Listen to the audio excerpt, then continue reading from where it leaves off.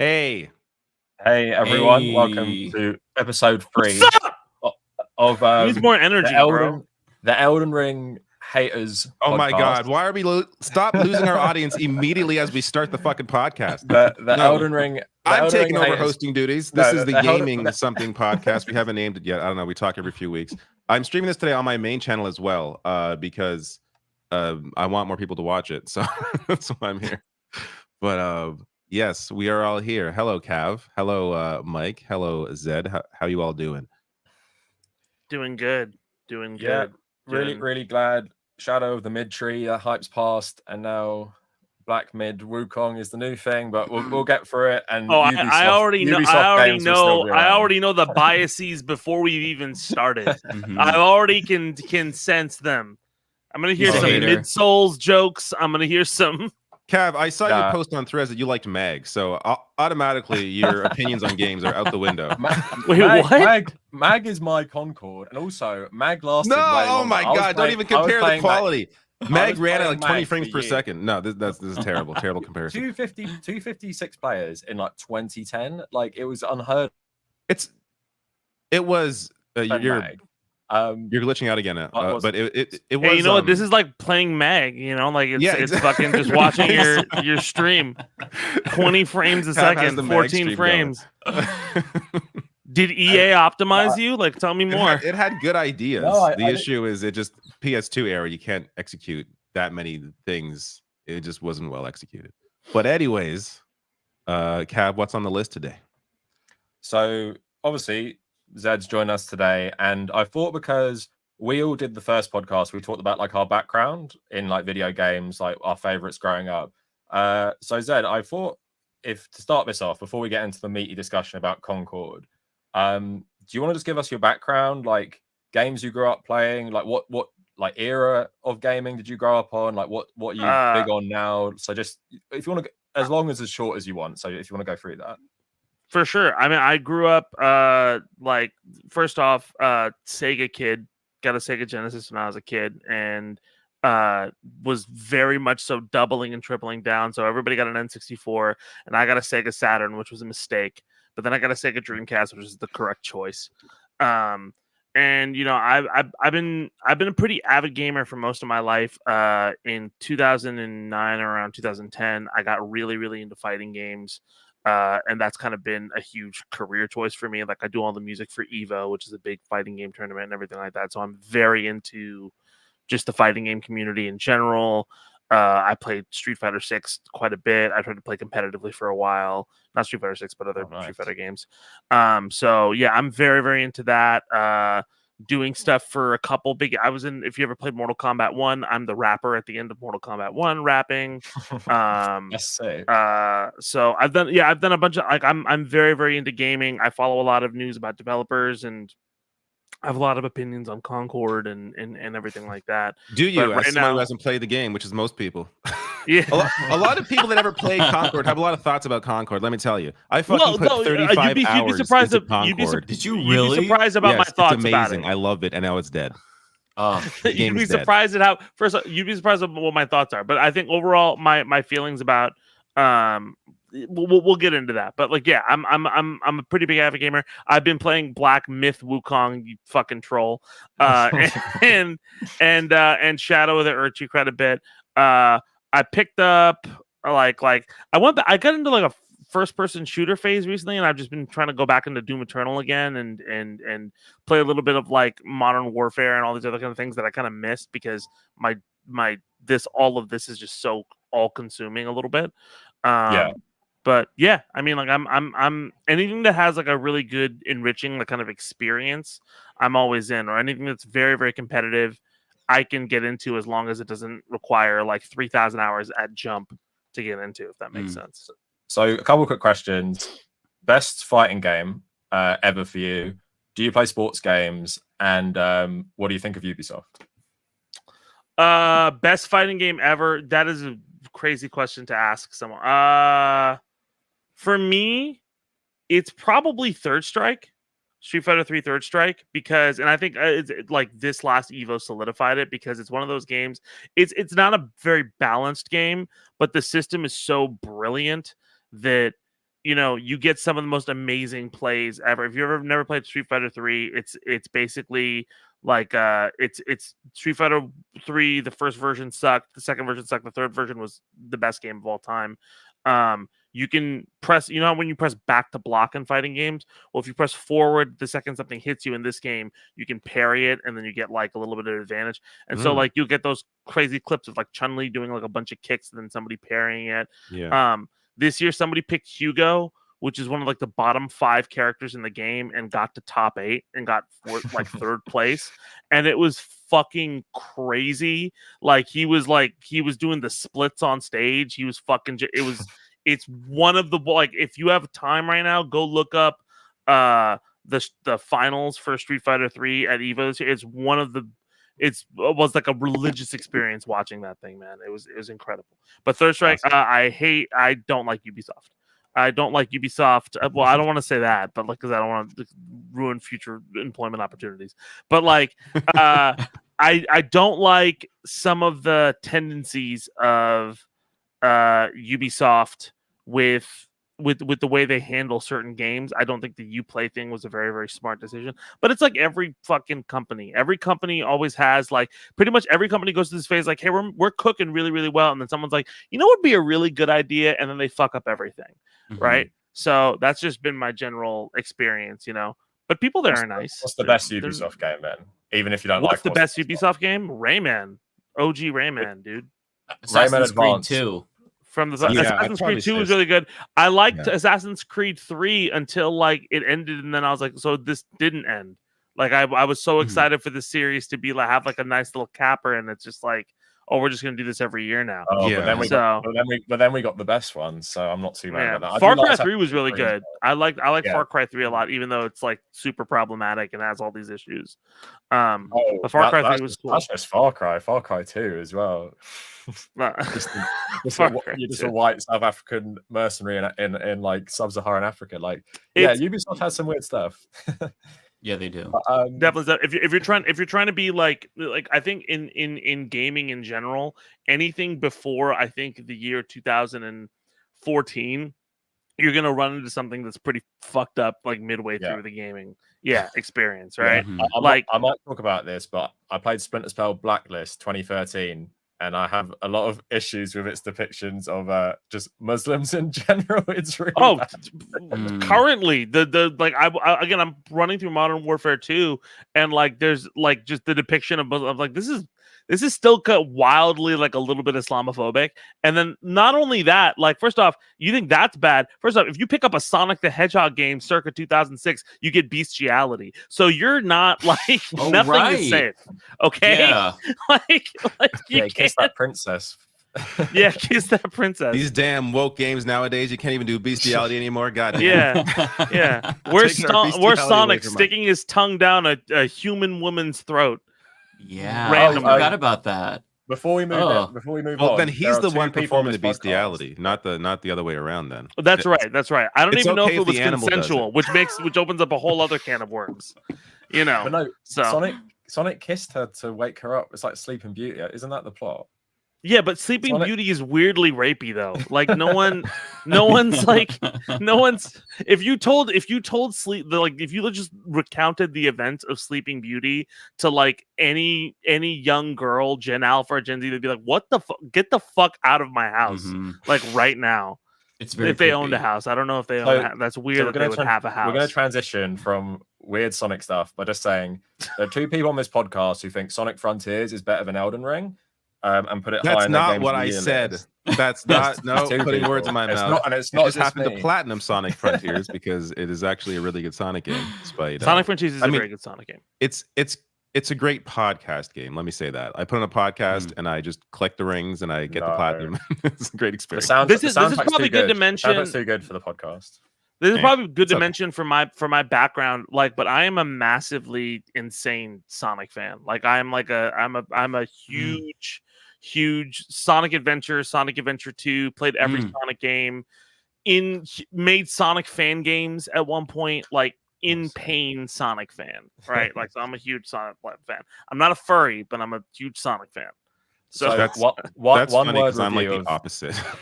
think mad Sonic hater. I really don't like Sonic, except for Sonic Frontiers. I just never the platforming never clicked. Like to me, it's like a speed run game. It's not really a platforming game. It's like you know, 3D ones, like for sure. Go back to the 2D ones. Try to slow platform through. I think it's like level 2. It's like a pain in the ass. Like this is not fun. Like I disagree. I think the original games like are really really good platformers. I think Sonic Adventure 1 is a really good game. Sonic Adventure 2 is a good, like certain parts of it are very very good and certain parts of it are fairly mid. And then like it's just a bunch of shit. Then you get to Generations. There's a lot of shit too. Yeah. What about Shadow the Hedgehog? In one word, how would you describe Shadow the Hedgehog? The character or the game? No, the game. In one word. It's fucking terrible. What the fuck do you think, bro? Like, what are you? It has guns. I loved it as a kid.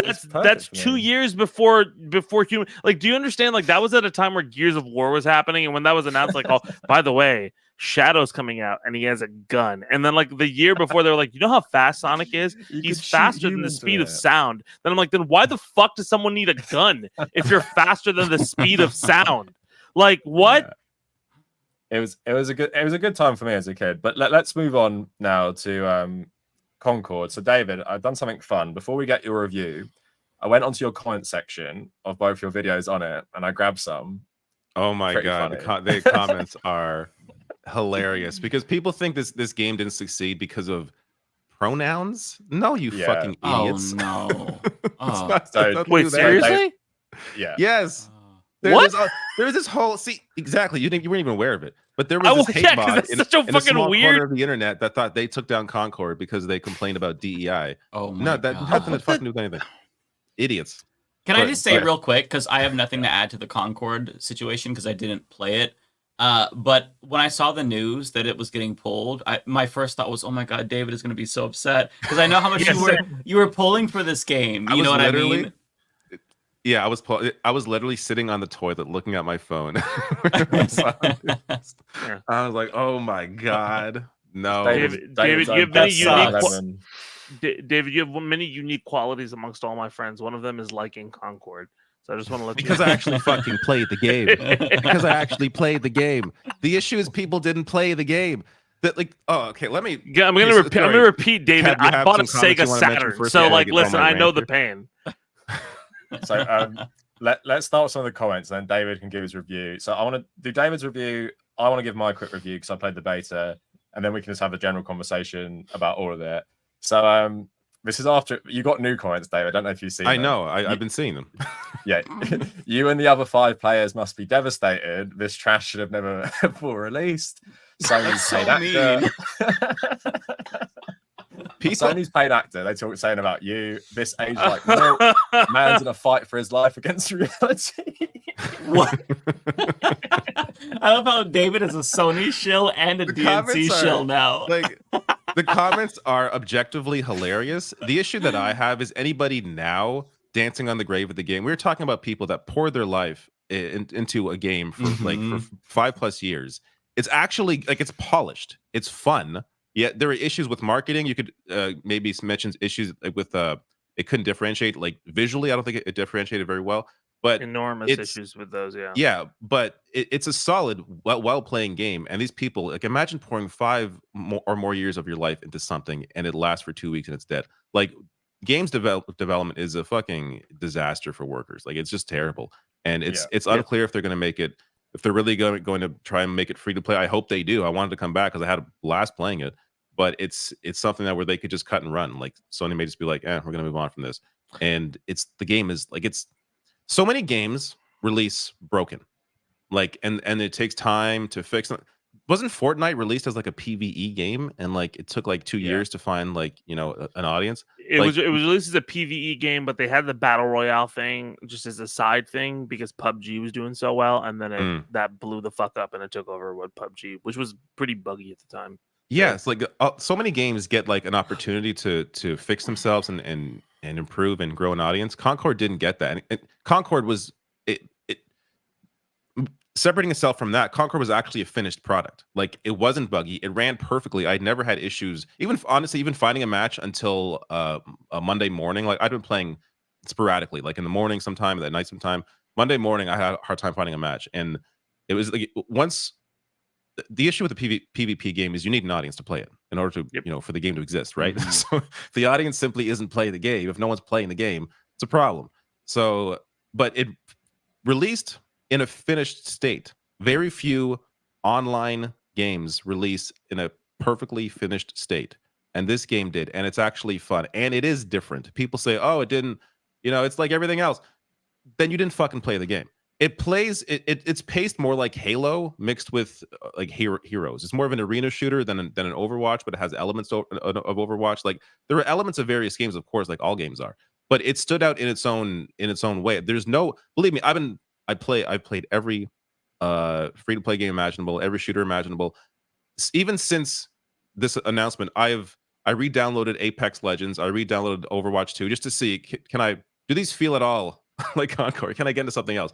And they don't. I might jump back into Overwatch 2 because I loved Overwatch 1. 2 turned me off when it went free to play, but it doesn't seem as bad in terms of the UI as some of the other free to play games, so I may be willing to give more of a chance. I'm not trying to be rude, but you're talking about the same game. You're saying Overwatch 2 and Overwatch 1. It's the same fucking game. Well, they deleted the Overwatch 1 They released as a ruined it, as a so. as a $40 game though. Like it didn't release as a free to play game. So No, I understand that, but like I think the biggest thing was like people were like, oh well, you can do Overwatch 2. It's like, oh, it's gonna be PvE and that's gonna be different, and then it was Overwatch. yeah, Yeah. But it like by the time that came out, I don't know, it kind of felt a bit stale. Yeah. So maybe because I haven't played it for a while, I'm enjoying it more than I did when it first came out. But the fact that anyway, just a tangent. The fact that they deleted Overwatch 1 like completely and just it's Overwatch 2 only now. Yeah. I think that's insane. Just as insane as pulling a game 2 weeks after launch, giving it no chance to actually succeed. And this is really so. Before we even get to my thoughts in the game, which I think are clear, I think it's awesome. The issue with the launch is 100% on Sony. The way they announced it when they announced the game with the CG trailer. That, let's be honest, everyone was saying it kind of felt a little like Guardians of the Galaxy, but just kind of stale. Like I'm a little over that quippy dialogue. It just doesn't do anything for me. When I saw that CG trailer, I had zero interest in the game. When the beta hit, I almost didn't download it. I'm like, you know what? I'm curious. I got nothing to play right now. I mean, to be fair, I have a lot to play, but I was curious to see. You know what? I've been looking for a shooter to kind of fill this void that Overwatch 1 left for me. I want to see if this is fun. I played a few matches. I'm like, oh my god, this is actually a lot of fun, and I kept playing it. I think after like 3 matches in the beta, I pre-ordered the game, and I was like, I'm definitely in. Like the story stuff, whatever. Though to be fair, once the game released and they had this, it's called the Galactic Guide. It's this it's a page where it's like a big star system, and you can kind of glide around and look at different planets and different pathways, and there's various stories explaining like the background to the game. There is a lot of lore, and a lot of it's really interesting. It's just the fact that it's all text that it's not a good way to convey to most people who don't want to read a whole book on a television what who these characters are, what the story is. But just a quick overview of what the story is, because that part is interesting. There was this event happened that separated this part of the galaxy from everybody else, and that's where this game takes place. It's called like the Tempest, is like kind of like where the division is, where the explosion was. So these people are sort of like they're off in space in their own thing, separated from the rest of the universe, and they're trying to figure out like what's going on. And a lot of it's around free gunners and anyways, there's more to it. But no, because it takes elements. Aspects from like salt is a big element as well, and the fight over that, which is a common theme throughout a lot of sort of sci-fi and stories generally. Like there's battles over resources and that kind of thing. But there was a good set of lore there that seemed interesting and worth developing upon. The issue is with the vignettes were sort of like these fly on a wall things of like these one-off conversations, as opposed to explaining, first laying the groundwork, who these characters are, why should we care about them, and then developing a story on top of that. All three or 4 vignettes that came out were just sort of like these people having conversation about whatever. They're having a conversation about whatever. Like it didn't explain anything. It's like you had to actually read the Galactic Guide to understand what was going on in the vignettes. And it was just, in terms of telling a story, I don't think it was effective. it's a multiplayer only shooter. So a lot of people jumping into that do not care about the story. But at the same time, I think the thing you're saying, like, look, like the first trailer that drops being a CGI trailer, you know, or not CGI, but like a cinematic trailer as opposed to like a gameplay trailer, like that's a huge thing. And the fact that it's immediately compared to Guardians of the Galaxy, I mean, like, let's be very honest, like this is a polished game that's meant to capitalize on Overwatch. It was meant to specifically capitalize on that, right? And even if it has different styles, like that was what it was mainly being compared to. And if you're a product and you're like you're given the I mean, this happens all the time. We know that, like with like big studios being like, hey, make a game like this. They're like, fucking okay, we'll figure it out. And that's not what this is, though. Because the devs behind this worked on Destiny. They worked on I think some worked on Apex Legends. Like this was the game they had planned. I think before Sony even bought them. They bought them because of this game. But I think the issue then is like, but if that's the case, then the issue then is like the marketing is just so off. Yes, that's what. Because it was. I feel like first off, you said there was a beta. I didn't even know there was a beta, and I'm like tapped into like everything. Like I was like, there was a fucking beta. What, you know? Like look at, just for example, like compare. If this is a game that Sony wants to work as a live service game, right? And this is coming around the same time. Like I think it was announced around the same time where people were getting really mad at like Arkham, the Arkham game that was coming out. The Suicide Squad. Yeah. It was around the same time, and people were like very, very nervous about those kind of things happening. And then over time, like it just leaves a bad taste in people's mouths. So when this gets announced, if you don't have sufficient enough push on it, or if somebody is just like, oh, whatever, just put it out, it'll work, it's gonna fucking bomb. And so much of the time, like, you know, you'll have executives who are like, I'll put it out, it'll figure itself out, without understanding that you need like push in some directions, and you'll get a functioning product, right? And you'll get a functioning product that lasts over. Like this could have very easily been, you know, hey, that Guardians of the Galaxy game, or that hero shooter that Sony's working on, that's kind of like Guardians of the Galaxy, made by the same people who made Destiny and everything like that. It's actually really fucking good, and you should go try it out. But I didn't see like a shit ton of articles about that. The first articles I saw were actually not a lot of people are playing it. That was right. Do you want to say that? Do you want to say why that, David? Dominated. I got to say, understand why that dominated the conversation. YouTube algorithm pushes this idea of like Steam numbers make up 75% of what fucking YouTube gamers talk about. Like, it is wild to me how much Steam concurrents take up the conversation around video games. How about talk about the fucking game? Like, so many conversations I saw about this game for people that actually played it. Like, while they're talking about, oh yeah, the game's fun, but like the title is like, this game is dead, no one's playing it. It's like, how about you talk about how you enjoyed your experience with the skill up review? The skill up review is that 100%. Yeah, exactly. But I want to push back on that, because like honestly, like, yeah, 100% that's true. Like there's a way too much focus on Steam numbers versus everything else. But as somebody who is like loved the game and been part of a giant community with some really shit Steam numbers for like 5 years, something that I do know very well is that, like, if you don't, like, you know, that's going to be the conversation. You're Sony, like, you know, that's going to be the conversation when it jumps out. So you should have a willingness to make sure, like, it's very easily, like, before a game comes out, you have the embargo lift, right? You have time for reviews to really like push out. So they very easily could have planned like, hey, we're gonna have like the beta, or like specifically reviewers can be a part of this for a certain amount of time, and they make that like embargo like a big thing. Like, hey, we're gonna lift this embargo this day. All these reviews are gonna come out this day, and you're gonna have a big push for Concord, right? If they would have done that and the game got really, really big reviews, Steam numbers would, like, even if the Steam numbers were lower, the note could have been, hey, Sony's amazing hero shooter has low Steam numbers, not just Steam's the hero shooter has low Steam numbers. Steam numbers are going to be a part of the conversation no matter what. And I agree with you.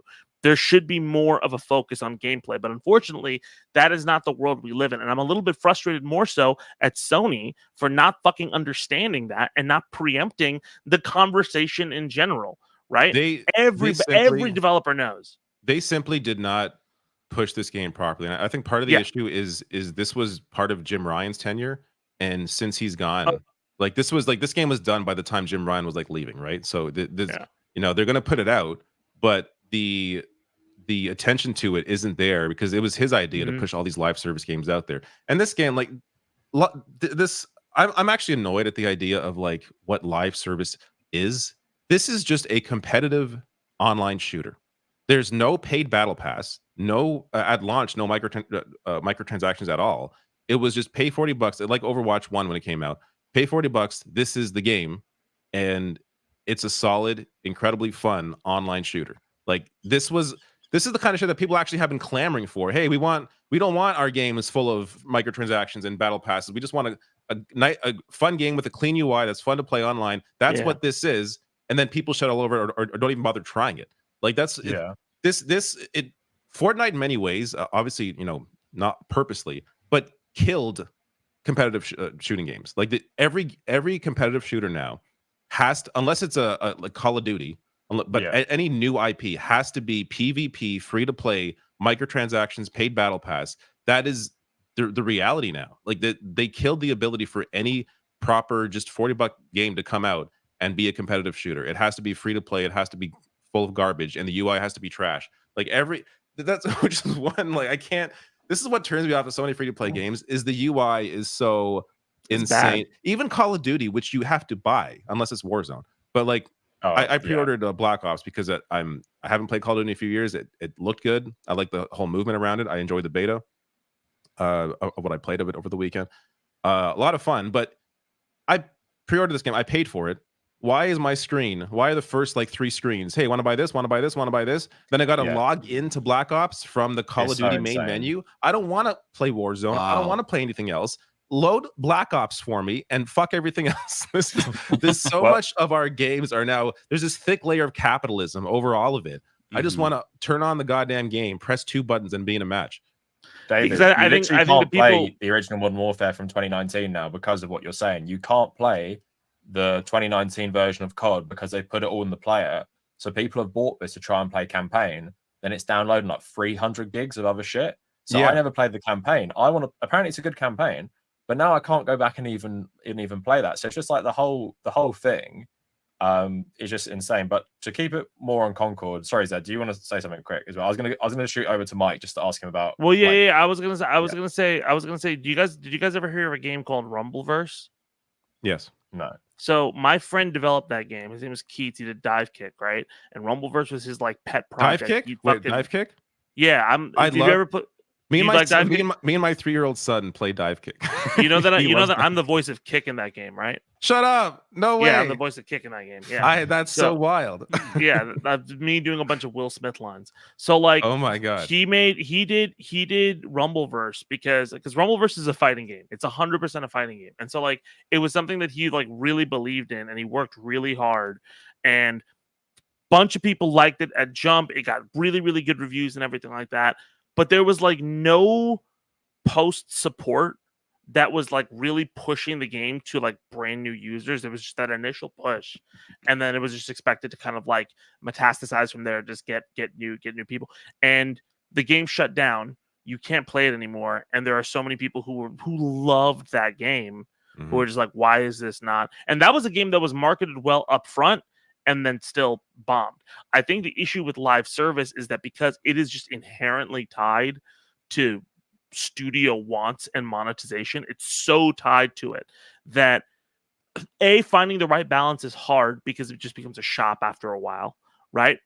B, like trying to figure out a way for it to grow organically while still meeting, because you're going to lose money originally if you're trying to fight in this competitive market to get people to just play your game over and over and over again.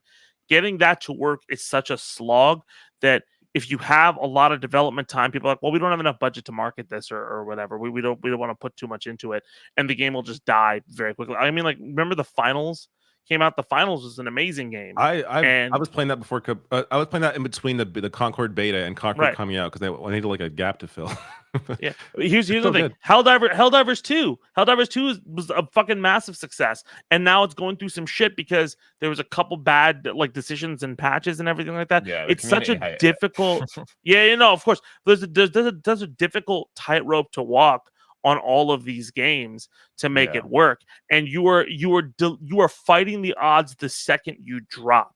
So Yeah. having no plan is a death sentence for any game. Like, especially Concord, you're a big flagship Sony title. You don't have a plan when you drop. I don't even know about a fucking beta. You know, like, you don't have a giant review about, oh, this game's coming out. How are you gonna weather that storm? Whatever becomes like a nice to have becomes a necessity when you are gonna be always on, always needing people to buy stuff. You don't have a battle pass or microtransactions. That's great for most people, but you don't have any monetization strategy besides buy this $40 game and they're going to sell you more. They were going to stuff. launch a microtransaction store in October. And I guess they're going to sell stuff there. So Like they had not they that had a not plan that laid it's a out for good thing. It's just like you don't have any strategy for that to keep your game afloat. Like something's up. Sony, the publisher, didn't. The developer did have. They already had plans laid out for updates for October, and in January they had like a third as well that they were teasing. But so they had plans to roll out new characters, new maps. But in terms of this was, again, it's all on Sony. It's I think announcing it with the CG trailer was the biggest mistake. They should have announced it. There was a gameplay explainer that came out like a week before the game came out. They should have launched the announcement with that, because that explains what the game actually is, why it's fun. And then talk about the story stuff, but don't lean on that. When the game itself is what is the draw. Yeah. Well, I was just gonna, because Mike obviously not interested at all, so I want to give my thoughts on it as someone who did play it as well. But Mike, I don't want to keep out the conversation. I also just woke up, so don't take my attempt to kind of come back to consciousness as a disinterest. I want an unfiltered monologue for Black Mid when we get to it. But just before I give my thoughts and talk about what they've been talking about. So for Concord, I'm just assuming for you, no chance in hell you'd even touch this. Even if it was meant to be good, it just feels like for someone like you, there's nothing David could have said to make you ever even play this. So is it just like hero shooters aren't for you? Like the aesthetics just, very cartoony? Like what is it? Or you just I'm just not from slot games? No, I'm not a big fan of shooters. I used to really be into them, but I'm just not. And especially if they're online shooters, I'm extra not into them just because it really takes a lot of time to get good, to compete against people. And I feel like I don't know. I enjoy single player campaigns, like some of the Call of Duties, even Battlefield 3. Like I played through those and I really like them. But the online component, to me, I feel like you really have to play a lot to get good. In general, competitive online games just aren't my cup of tea. So it's not necessarily anything against Concord if it had like maybe a story that might draw me in a single player campaign. But since it didn't, it just wasn't really something that I was interested in. What was the last online shooter you played though? Because like skill-based matchmaking, I think has helped make shooters more accessible, because it's now like when you log into Call of Duty, I don't know if that's necessarily if it works. Right? Like it purposely matches you with someone at your skill level. If it I would works, say, The Last of Us Online, like the first one that came out on PS3. That was the last time I played online. That was really good. And I enjoyed it, but even having felt pretty confident after playing the single player campaign, it just didn't really appeal to me to play online a lot. It's just never really been my thing. Yeah. And speaking of live service, that was dropped. The new factions was dropped, and Sony really that is really something special. Like people still play Last of Us 1 factions because it's so unique. And then I would have take all the money for Marathon, Concord, should have just stuck that, give Bungie, like make them work on the Last of Us multiplayer, revive that, because that's a moneymaker. The season 2 is coming out next year. Like that's what it does, like blows my mind. But also I want to give like my little take, David, just as someone who does like shooters a lot more than Mike on Concord. So I literally only played it because I felt like bad that I wasn't giving it attention and you were recommending it so much. So I was about to like do something else. I was like, all right, I need to play this so me and David can talk about it, because I feel bad if I just ignore it. So I downloaded the beta, and the thing is, I love shooters. I don't love hero shooters, that sort of arena-based multiplayer. So like you were saying, story, but that's the weird thing. Those animated cartoons I sent you, they were so much better than the actual story in the game. I don't know if people realize there is animated stuff, like maybe I wouldn't call it Edge Runner style, but it's like kind of in that trend of like cool animated shorts about the game. And I got so much more out of just watching a couple of them than I did from anything in the beta, like cutscenes and stuff, like you're saying.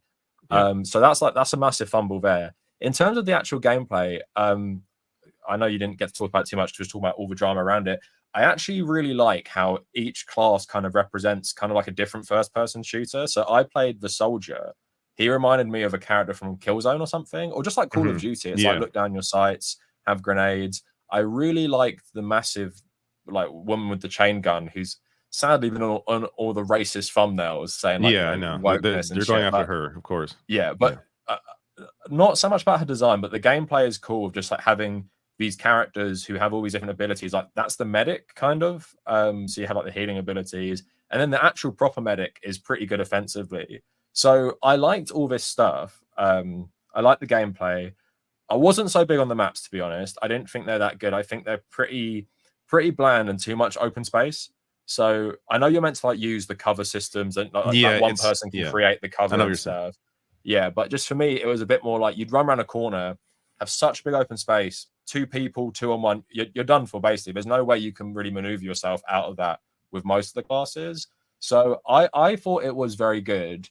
My main problem, of course, is everyone, the aesthetic, like I think nowadays, have you guys seen Ghost Runner and Ghost Runner 2? It's like this cyberpunk free running game.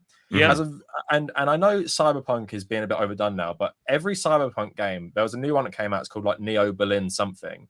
Looks kind of shit, to be honest, but like the aesthetic draws people in straight away. So like, oh, this aesthetic is something that's so popular, it inherently draws people in. With Concord and Destiny has a good aesthetic as well. Like it feels a little bit like Halo. It's a little bit serious, but it is, kind of cartoony. But I think contrasted the enemies with like the realistic backdrops, it works really well. With Concord, it's just a bit kind of weird because all the characters look so realistic because it's like an Unreal, is it 5 game? Yeah. Unreal 5. So they all look actually like real people, but then like it looks like visually looks amazing. Yeah, it does look nice, but like the soldier, like it looks like the Michelin Man, and then the soldier, the medic's like the Michelin Man. I think you're trying to get to the artistic design is not there, like the artistic aesthetic is there, and I think that I mean like finish what you're saying. I have a point after that. Like it's fine for me. It's just I understand that clearly it didn't stand out. Like I think that was the biggest issue, is that it just didn't. The visuals alone didn't capture people. But like I've been walking around, like I'm noticing stuff in the maps now that I didn't notice before. Just looking at the sky. I know this doesn't matter in the game, but the skybox. The sky is nice. If you just if you just like go to the edge of a map, look like zoom in at the skybox, you can see like waterfalls wisping down in the background. Yeah, like there's ships flying overhead. Halo it looks vibes, amazing. Sure. Yeah. No. So like I just don't know what they were thinking with this art style. Like I don't want to like jump on them. Like you're saying, I appreciate it's very hard to make a game, but it's just like it comes across so generic. And honestly, like I just don't blame anyone for not playing this, because for me personally, David, if you didn't like it, I wouldn't have played it, because it looks like any other free-to-play garbage game. Like there's I don't blame people for not playing it. I blame Sony for not properly marketing it. But I don't think the marketing would have saved this. I think it looks so generic. It's so out of time as well. It's like a game from 2018 today. I think I don't know. Apex Legends look like no, but Apex has that Titanfall. It has the Titanfall legacy. Yeah, Apex has a Titanfall legacy 100%, but visually, I was think it doesn't like whatever. No, well, Apex came out. When Apex came out, there was a huge dearth in like the biggest competition that Fortnite had was PUBG. So if you're going between Fortnite, PUBG, and then this new game comes out, by the way, it has Overwatch specials and shit like that, because that was the big thing, was marketed as like, oh, it's a hero shooter plus a battle royale. All of a sudden you have a huge, and the gunplay is good, and it's by fucking the ping system as well, it introduced for like mainstream. Like no one had done the ping before. Exactly. So there's all of that, and I think like I can't stress enough, like aesthetic is so important. Again, I'm coming from fighting games. We had a dark ages of fighting games like for the last like 5 or 6 years until Street Fighter 6 came out, because Street Fighter 5 was not good. It was like, it looked like a claymation movie, right? And so much of the aesthetic of how just even watching that game play, people just said, oh, it's just whatever, right? And every game can't like, and then you would see games like Guilty Gear Strive come out and Dragon Ball FighterZ, and those games look fun and flashy and big. And so when Street Fighter 6 came out, they doubled, tripled, quadrupled down, like, okay, the aesthetic has to be good. The vibe of this game has to be really interesting. There's a single player mode, right? Because Mike, Yeah. you were saying like you don't want to play shooters. I think it's also Mhm. because you don't want to jump into a lobby, just get headshot. You're like, okay, I have to fucking just eat shit for Right. hours until I get good, right? So Yeah. there is something Yeah. for you to do and at least like get something. Like I told you when we started this, like I'm playing Call of Duty again. I didn't jump into multiplayer because I know I'm gonna get headshot. I just want to fucking play a little bit of the shooting gallery of the campaign, and Mhm. then maybe if I want to, I can touch base on the main game. Like I think that there needs to be a more like aesthetic is so fucking important. And we like to say that a game can have like a really nice coat of paint and it can be shitty gameplay wise. Sure, but those games sell. And a lot of those games that have a really nice coat of paint eventually get fixed, right? Like Cyberpunk 2077, which looked like shit, but it had like a really nice aesthetic. It had really cool ideas, and then they fixed it, and now Phantom Liberty was this big fucking amazing thing. It's Right? it's just wild to me that like you're right, like that a game that looks good but plays like shit can be saved, but a game that plays great and isn't visually Yeah. appealing can't be saved. Like it's just But I think the quality sometimes like, it shouldn't be underneath that is way for important. games, but it unfortunately is. Yeah. Yeah. So I mean, just I was gonna sorry, you go, Zed, and then I'll finish my thoughts. And then should we? We'll just throw it over adding to on to that, Black Myth afterwards.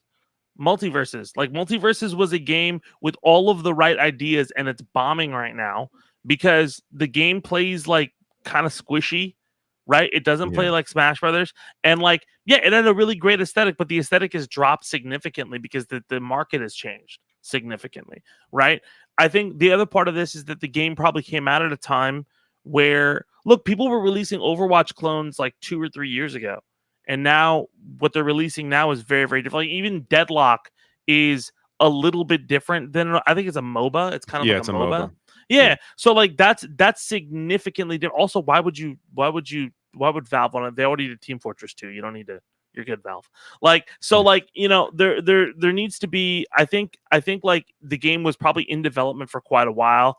Came out and it came out at a time where people are not immediately interested in that kind of a shooter like currently, right? That doesn't mean it can't work, and that doesn't mean that marketing couldn't make up for some of the issues. But I think it looks kind of generic, and the fact that Cav is saying like he wouldn't have played it because if you didn't like it, I think says a massive amount about where the miscalculation is, and it's unfortunate because all those people worked really, really hard on this game, trying to be like, if we make the gameplay just a little bit better, if we do this, it's going to be a lot better. We can't, all the visual assets are locked. We can't fucking just do giant changes, but hopefully the gameplay will carry it through, and they don't have any push behind them. I mean, you're pretty much just walking the fucking plank at that point. I mean, right? even I said I wouldn't have tried it off the CG trailer. I tried it because I was just curious. I was like morbidly curious of what this game was. And because you play fucking everything as well. Like you're not the one person who plays literally anything and everything. Yeah, and I play everything. And even I almost didn't play it. So just to end we can touch on this again later if we have time. I won't get through everything. So yeah, I would love to have a longer conversation about YouTubers and how they influence gaming. Like I tweeted the other day or yesterday about it, and just some like reviewers and stuff like we're talking about it as well. Just like a game lives and dies now by streamers and influencers. And on that note, I made a video on this yesterday on my main channel. 2 games that have been pitted against each other for some bizarre reason is Concord and Black Myth Wukong because of politics. Where Concord is left-wing SJW propaganda because of pronouns, but a game made from a Chinese dev, nothing wrong with that, but has guidelines where you can't talk about the coronavirus, Chinese development studios, or any politics or feminist propaganda. That is an apolitical gem, and censorship is good. But that's kind of just all in the background of this discussion. So Zed and Mike, you both play this, and Mike, I want a massive, like, unfiltered, you don't even stop because you've just been sitting there listening to us talk about shooters.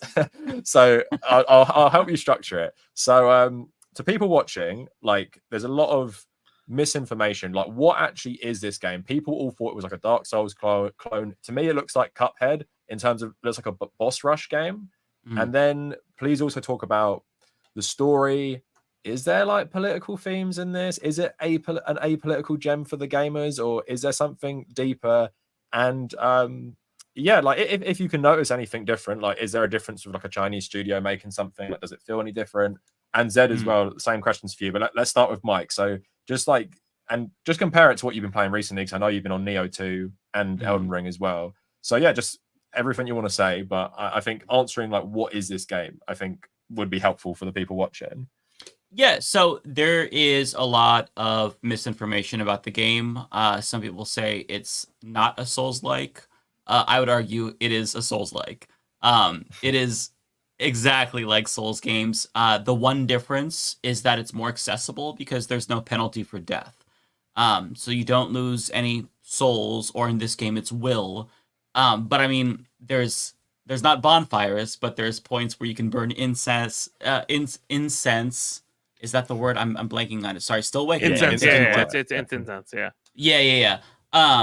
But yeah, it's more of a boss rush game. There's not a lot of like in between, but there is, and there's some. It was kind of pitched in reviews as a more linear experience, and that's true because you go chapter to chapter.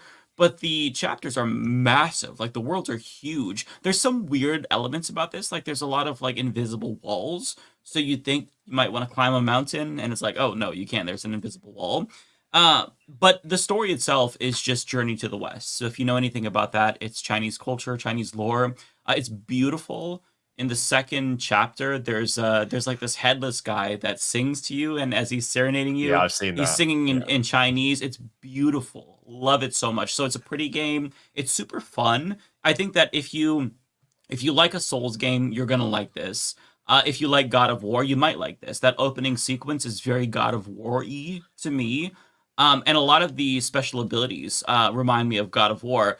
But I think for all intents and purposes, this is a pretty standard Souls game. It deviates in the fact that it's like more accessible, but it's super fun. I've been really enjoying it. I'm on chapter 3. I think there's like 6 chapters. And the bosses are pretty easy. I don't think it would be easy for somebody who's like not accustomed to Soulsborne type games. But like in terms of just trying to compare them, comparing this to Neo 2, Neo 2 clapped my fucking cheeks. I mean, fuck that game. I mean, and there's just not really. It's like Ninja Gaiden developers too, which is like it is, fucking, it's which is Ninja. so much harder. Yeah, and there's no really see the way that I play like Souls games is I like to grind, so that way I kind of play on easy mode in the sense, right? Like I farm a bunch of shit, and then when I get to the boss, I'm caked up. But with Neo, you can't really do that. It's not very efficient to grind because you end up getting a lot more Amrita, which is the currency to level up, just playing the game. So you don't really have an incentive to grind, even though I try, because that's like what I try to do. But like comparing that, coming off of Neo 2 to Black Myth Wukong, it's like night and day. It's so much easier. So like if you don't like Souls games, you're probably not going to like this. But if you like the gameplay of Souls games and you like the combat and you like a little bit of a challenge, then this might be for you if Souls games turned you off because of the difficulty. It's still challenging, to be clear, but not having a penalty for death, I think, makes a pretty huge difference. Have you played the Jedi games? Just because you said it was like God of War. Oh, yeah, I played the first Jedi game. I really, really enjoyed that. Is it like that in any way? Because that's obviously like Souls inspired. It's hard if you want it to be, but it's more like the combat is not just. It feels more fluid, and it's more like this is the way you're going to play, not like any freedom to like customize your play style or anything like that. Yeah, I think it's more along those lines. I will say the game there's certainly a difficulty, but this game gives you a lot of tools to help you out. Like you have different spells, you can immobilize the enemy, including bosses where they freeze for a few seconds. You can I forgot what the name of the ability is, but you can have multiple versions of yourself, wailing on the enemy at the same time. Yeah. You have a fire spell that gives you your own separate health bar. So there's a lot more tools to help you out. So that way, if you're kind of one of these players that doesn't want to take the time to learn the moves of the boss and you just want to spam and get super greedy, this game kind of allows you to do that. You don't have to be as careful. But yeah, I'd say, it's different than Jedi Fallen Survivor or the Fallen Order is what I'm thinking of.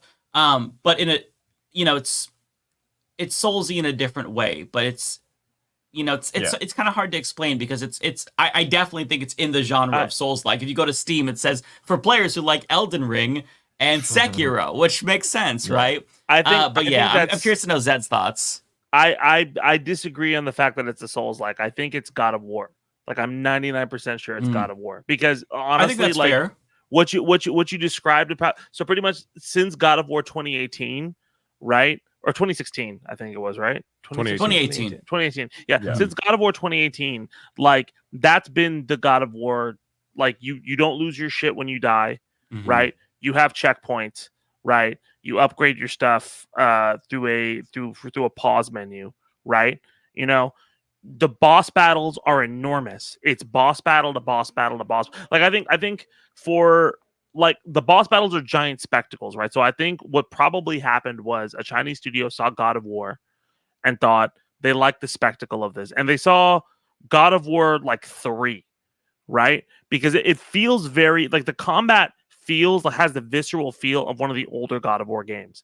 Because if you play one of the older God of War games, it's fun, but the combat is a little bit squishy when you hit something, right? When you do the heavy attack, it's kind of a slow motion, kind of come down, right? Like it's an overhead. So like I just see so many similarities between the old God of War games and this one. The upgrade system, like the way it weaves in Chinese mythology. This is God of War Greek mythology. I think it's very, very much so. That's what they're trying to go for. They have little elements of like Devil May Cry and stuff like that in there, but I think that's the primary focus. I think also the attacks aren't on shoulder buttons, which is like a big thing for Souls-like games. Like, right? Like, I don't know if I've played. But the same is true for Neo as well. They're not shoulder buttons, but I give Neo a little bit of a pass mainly because they did Ninja Gaiden and they're just gonna be like, okay, well, we'll do Ninja Gaiden, but with fucking Souls, all right, you idiots. Like, I think that's them begrudgingly doing it and then knocking it out of the park and then showing people how it's done. But like, I think the game is good. I think it's fun. I think if you're going into it expecting a Souls-like, it's disappointing. And what I've noticed a lot is like people like Moist Critical and some other people really like this game. And I think, yeah, there's definitely, I always like to give a game the benefit of the doubt. There's definitely an appeal to it. There's definitely some fun there.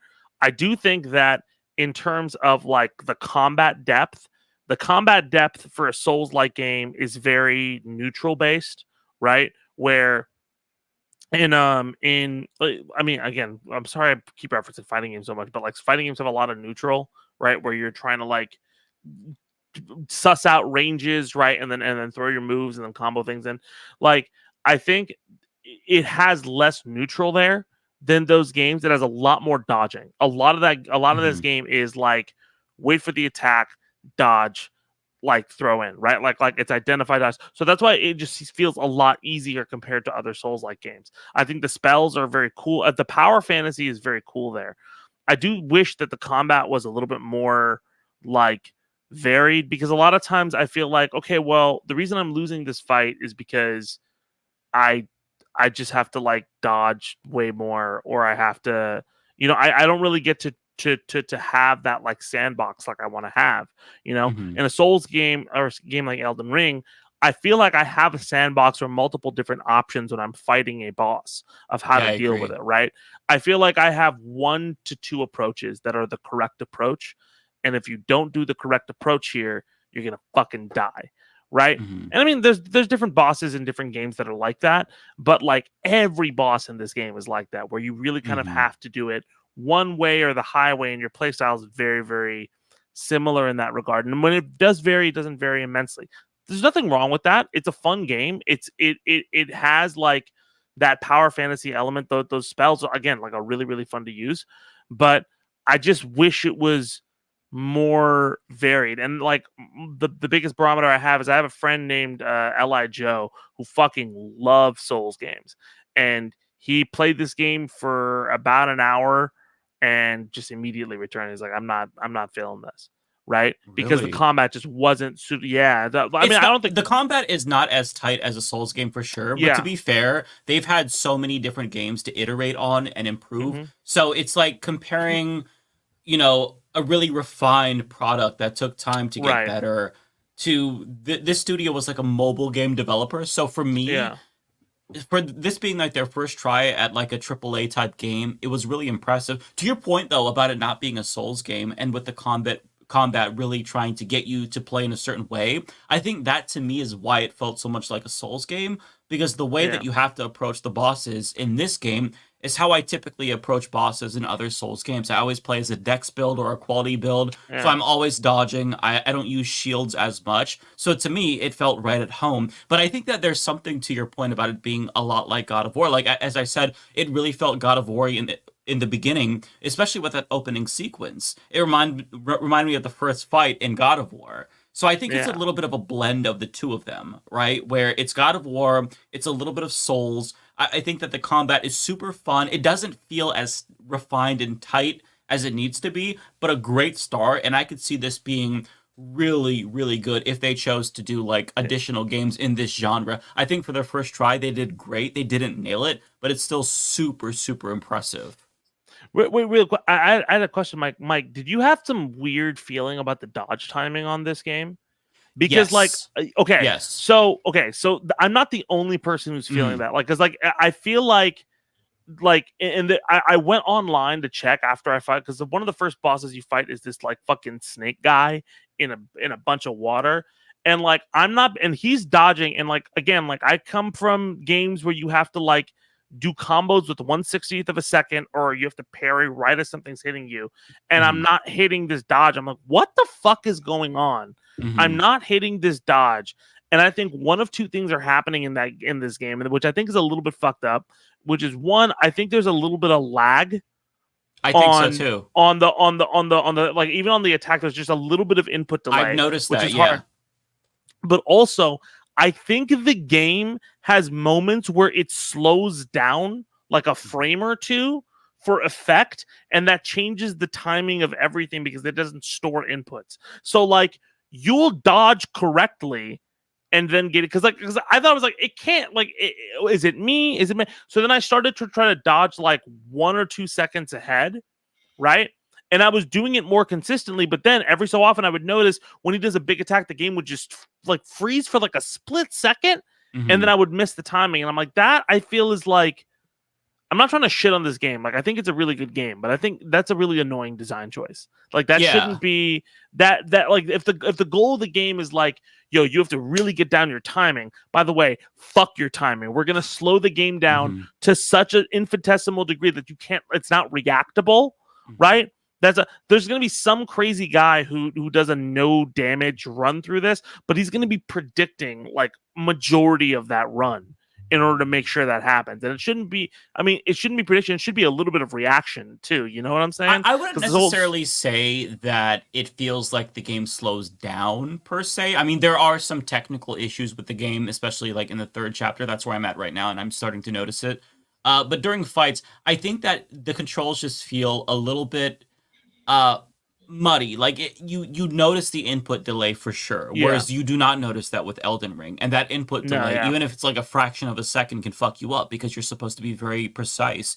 But I absolutely notice what you're talking about here. And this is something that I noticed with like a game like Lords of the Fallen. A lot of people hated that game. I enjoyed it, but it feels slower. Like, when you press a button, there's time before your character does the move on the screen. So you kind of adapt with time, and it doesn't become an issue necessarily. I don't know if it's a design choice. I think it probably is. Whereas something like Neo is very quick. You press the button, and your character is on it. But there's also differences there as well. It feels different than Elden Ring. So this game has its own feel, and I don't necessarily know if it's like an error. It could be a design choice to make it feel a little bit more slower because it has to be deliberate and whatnot. But at the same time, when you design bosses that are really quick and you have to be on your toes, it does feel weird that a dodge doesn't feel right sometimes. I think part of the problem is that the dodge timing in this game really varies a lot for bosses. Most of the time, I think I'm dodging too soon. When you have to wait a little bit, you don't really know when they're gonna strike. Like, they'll broadcast what they're gonna do, and then you want to dodge, but you have to wait a little bit. I mean, that's the same for Souls games as well. But I do agree with you that there is something a little bit frustrating with the controls. Like, it doesn't feel great. And I think that if they took some time to tweak it in the next game, it could be perfect. Yeah, I think if they add more impact on some of the attacks, and if they get that like input delay down solid game, like super. It'll make the game Mhm. so much better. Yeah. Yeah, I agree. Someone in my chat said if you're on PS5, put it on 30 frames mode. So I guess that's quality mode because the 60 frames mode uses frame generation, which increases delay. Thanks to that, Okay. Jimmy. Wait. And for super chat in the chat. With the 60 frame, maybe it's the frame. So I have a 204. I have a fucking expensive 240 hertz monitor, like no input delay. You know, there's magicians behind my fucking computer making sure that nothing goes there because I'm so like because the competitive games and stuff I play. So like I'm all about that. But if that makes a lot of sense if it's like a graphical thing that's going because that really was what I throwing thought me when for you a were loop, saying it. man. Yeah, that's really throwing me for a loop, man. Because I have a PC and I'm like, oh, why the fuck is this slowing? Like it's got to be horrible for people on PS5 if that's the case, you know? Yeah. So I'm playing on maybe, PC too. I'm playing on PC Yeah. too. I haven't looked at that. I should probably try to look at that because that might make me feel better as well Yeah. with the feel. Because I'm with you, Zed. Like there's something about the controls that don't feel as refined. Then again, Snappy. I feel like we've been like just coming off of Shadow of the Erdtree. We've kind of been spoiled, but like the best of the best. I mean, this is the creme de la creme, obviously. So like Yeah. everything just feels well, amazing. Shadow of the And even- Erdtree and Neo, which is like those two studios are just known for basically like yeah. super hyper fast. David, Cap, did you guys ever play Ninja Gaiden? Yeah, the original. Ninja Gaiden. I've always sucked at those games though. Like I've always bounced off them. Totally. Like I try to get into them. I'm not good. I wasn't great for a while, but like the reason I like Ninja Gaiden 1 and 2 is just because it feels so good when you press square and you just cut into something. Like it's like, oh, Yeah. I'm right there. It's immediate. Yeah. It's instant, right?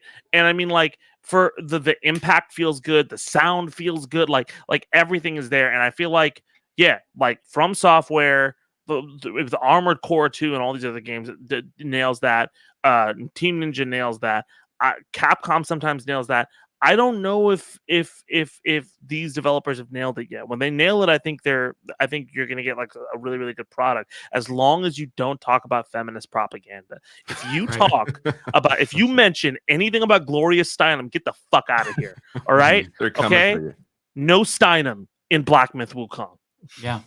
Yeah. Before we change topics to, I'm sure Kaz will talk about Star Wars Outlaws. While we were recording, my collector's item arrived. Oh. Damn. Worth a lot in like 2 I'm years. keeping this solid baby wound. sealed. It's not going to be opened. It's going to be on my shelf for decades. I'll have a story to tell about my favorite game that I never got to play. 30 years last 2 later, weeks. your kid's gonna go, Dad, what is this? It's like, oh, son, you don't even know. Let about me it." tell you about Concord. Hey, listen, here's the thing. Maybe in a couple of years, you can sell that on eBay for like, 10 grand. Because look at the way that people are trying. What is that game I from ain't last year? selling The shit. day after? People wanted that game after it was dead. Oh yeah. Yeah. I mean, That was the digital online only, market. though, for wasn't games- it? Fuck. It was, Why didn't we talk about Anthem?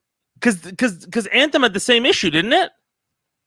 In terms Yeah, of Anthem, what? Isn't Anthem Anthem was still, successful though. Anthem's still I up, think it is made what Anthem made I've money heard. as well, and you can buy It's it. still You can buy running, it. isn't it? Wait, Yeah, you can no, buy but it. It's £3 on Anthem's the Xbox offline, isn't it? I think it's still running. I don't think so. Oh, really? Mm. I think someone said Anthem was the 15th best-selling game of that year. Was the top-selling game in the month it came out. Yeah, that game was hyped up for that's so true. long. They're It's saying impossible for that to not Concord sell well. comparison. in Mike, terms of, what is like, that picture with your Freestyle. microphone off, bro? You got what is that Carrie Lake. picture, bro? That's his mom, the Carrie fuck? Lake. Have you heard of her?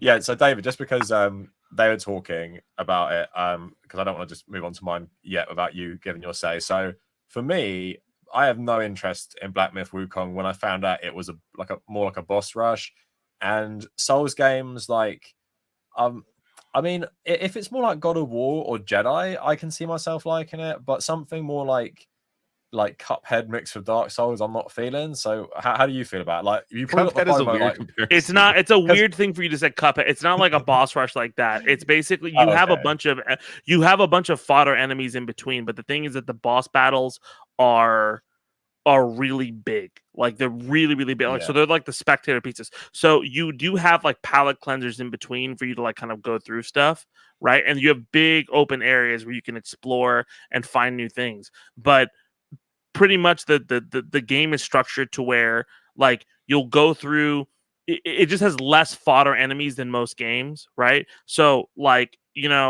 what you will usually do like a 5 to 10 minute experience before you reach a boss. It'll be like more like 4 minutes, right? Okay. And you'll just go through enemies and then you'll get to the boss. But again, like that area is explorable. So I think their idea is like go through a bunch of enemies and then get your ass kicked by this boss and then go back, kill a bunch of enemies, level up, and then go kill the boss. Right? I think that's what it's structured like. If it was like Cuphead, I think it would be that's why I'm saying it's like God of War, right? Where it's more of like an open-ended kind of, because in God of War 2018, it's kind of open-ended where you're going, but it's just the boss to boss moments are much higher, which I think is part of the appeal of the game. It's like the boss battles are really cool. They're crazy. Amazing. Yeah, they're really amazing spectacles, and like when it's all hitting, it's really fun, and that's part of the power fantasy. Is like the fact that like that's one thing I do like about the game is like some of those spells are really powerful, and they should be. A lot of times when you get spells in Souls games and other games, it's just like what the fuck is this? Is this like this doesn't stagger you? This doesn't do anything. And the fact that this game has a thing where basically you can freeze an enemy for a few seconds and then just wail on them. Doing that is so fucking satisfying sometimes, and then watching the boss flinch back, like, what the fuck was that? Right? Yeah. That's really fun to do. It gives me that, if you ever played Monster Hunter, that feel of Monster Hunter where, oh my God, I have this giant sword. It takes forever to swing. And then you hit a monster finally and they flinch like, what the fuck was that? Right? That's really cool to me. Yeah, I'll say pulling off a heavy attack feels amazing in this game. Yeah. Because you have focus points. So, you charge it up basically, and the more you charge it up, the more damage your heavy attack is going to do. And if you could pull off a fully charged heavy attack, you will fuck up a boss, which feels great because a lot of these bosses, you're wailing on it, but you're not doing a ton of damage. But really, you do damage when you pull off a full. Honest. Yeah, if you can pull off a full combo, you will do a lot of damage, because if you do light attack, you'll finish with like a big heavy attack. But yeah, I think that the boss rush element of this game is kind of what makes it really unique and what does differentiate it from other Souls games, and does add to the challenge, to be honest, because like last night I was playing Chapter 3 and I just finished a boss. Wasn't very difficult. And I beat it on my first try, barely took any damage, but I used up all my mana. And then I explore a little bit more and I fall into another boss. I'm like, oh shit, well now I don't have any mana. Almost beat her, died, but it was because I didn't have any mana to do any of my immobilize. So I was just dodging the whole time, couldn't really pull off any attacks. So it adds to the I think the excitement of it, and the fact that the bosses are just so well designed and so fun, just adds to like what makes this game so special. The in-between is a little bit dull, I'll be honest. Exploring is fun. Exploring is definitely fun. You find some things. You want to level up your gourds, which is like your Estus flasks, so you can have more health. But really, I think the best parts are the boss battles. They're just so much fun. I can tell this game's not for me because I'm like a weird person that I don't like boss fights. It's like it's too much pressure, too much anxiety. I don't need that in my life. I don't think discover. I will say this: I don't think it's like one of those pressure-filled. But I think if you think of God of War, like the spectacle of God of War boss fights for the majority of the game, right? Like that, it's like cut out a lot of the filler in between. Big moments, and it's just big moment. Well, no, I do too. That's why I like God of War is the filler. Yeah, the boss fights I could take or leave. I don't care. Oh, I got you. Easy though. Really? Boss fights in God of War. They look nice, but it's like that's not what my draw to the game is at all. Like, I got you. I got you. Yeah, I'm the same as you, David. Like bosses in Dark Souls, I'd rather play a whole Dark Souls game without the bosses. I prefer fighting the mobs. And yeah, too much pressure and too frustrating as well at points. And like we said in another podcast, when you get a bit older, you value your time with gaming. So just hitting that wall of a boss you can't do, it just makes you want to quit. And that's what made me quit Elden Ring. So just after a while, I'm like, I can't defeat that fox thing in that magical school. And I'm like, I'm done. Like I don't even know how I'd go about it. And that's after I exhausted like going different ways. So, like if I met a boss I couldn't defeat, I'd go another way. And then I was like, I've already done that. And I was like, 20 hours, I'm good. I don't want to do this anymore. That's exactly when I stopped playing. Yeah. So it's like why I like Jedi so much is because you can just ramp up the difficulty where you can get better and better through multiple playthroughs. And then you get to the boss and you're like, I am ready for this. Where with Dark Souls and, I don't want to talk about this discourse for this one, but just that's why I like Rise of the Ronin as well, which is obviously the next game from the Neo studio. It's because you can just level it up as you go through it. So now I've put it on like the hardest difficulty, but I started on normal and it was kicking my ass for a bit. But you get better and better with Elden Ring and the others. There's no time for me apart from punishment and just like spending way too much time on one boss to get better. So I don't want to get into that discourse because we do like a whole podcast on it. But yeah, like that's why I didn't check out Black Myth, just because I was like, I'm just going to get so frustrated and I probably think I wasted my money as well. I don't think I think something that's fair to say, like, and I know you don't want to get into the discourse, but I think it's a fair thing to say that you want your experience to be like, you value your experience over the challenge. I don't mean that in a negative way. I mean that in the sense that, like, yes, this challenge is there and it takes time to beat, but I don't have that time. There's things that I would rather spend time into, right? And Absolutely. like that's what we talk about with, that's what Mike was mentioning with like multiplayer games, right? Like, yeah, I can probably get really good at this, but it's gonna take time that I would rather spend doing other things. So that makes total sense. I do think that there is something to be said about the way Souls games, fighting games, certain types of games in general are marketed to people or talked about to people, because I feel like it obscures what the actual conceit is. Like when I think the first time I talked with David and Mike about like fighting games, I was like, I think a lot of people said like, oh, I'm just gonna button mash and stuff like that, thinking that like you have to learn some secret combos or codes or frames to really get good at these games. And honestly, that's a lot of the reason why when people play these games, they prohibit themselves from trying new characters or really going down that rabbit hole. Like Tekken, like people are like, oh, I have to learn all this shit for Tekken before I jump into Tekken. But honestly, most of the time it's a pretty simple jump when you actually go through it. And I think like with Elden Ring, a big issue that's happened is like, when you think about the game as like you can actually react to a dodge, it's a lot more fun. It's a lot easier to get into. But I do understand that idea of like, look, I don't want to like get destroyed on my day off after I've worked after I've been working for like 8 or some hours, or I have time away from my kids or something like that for a few minutes. I don't want to get obliterated, just to fucking just go back and deal with this. Like, that doesn't make me a bad person. I just want to experience something a little bit more consistent, right? When it can be stressful too.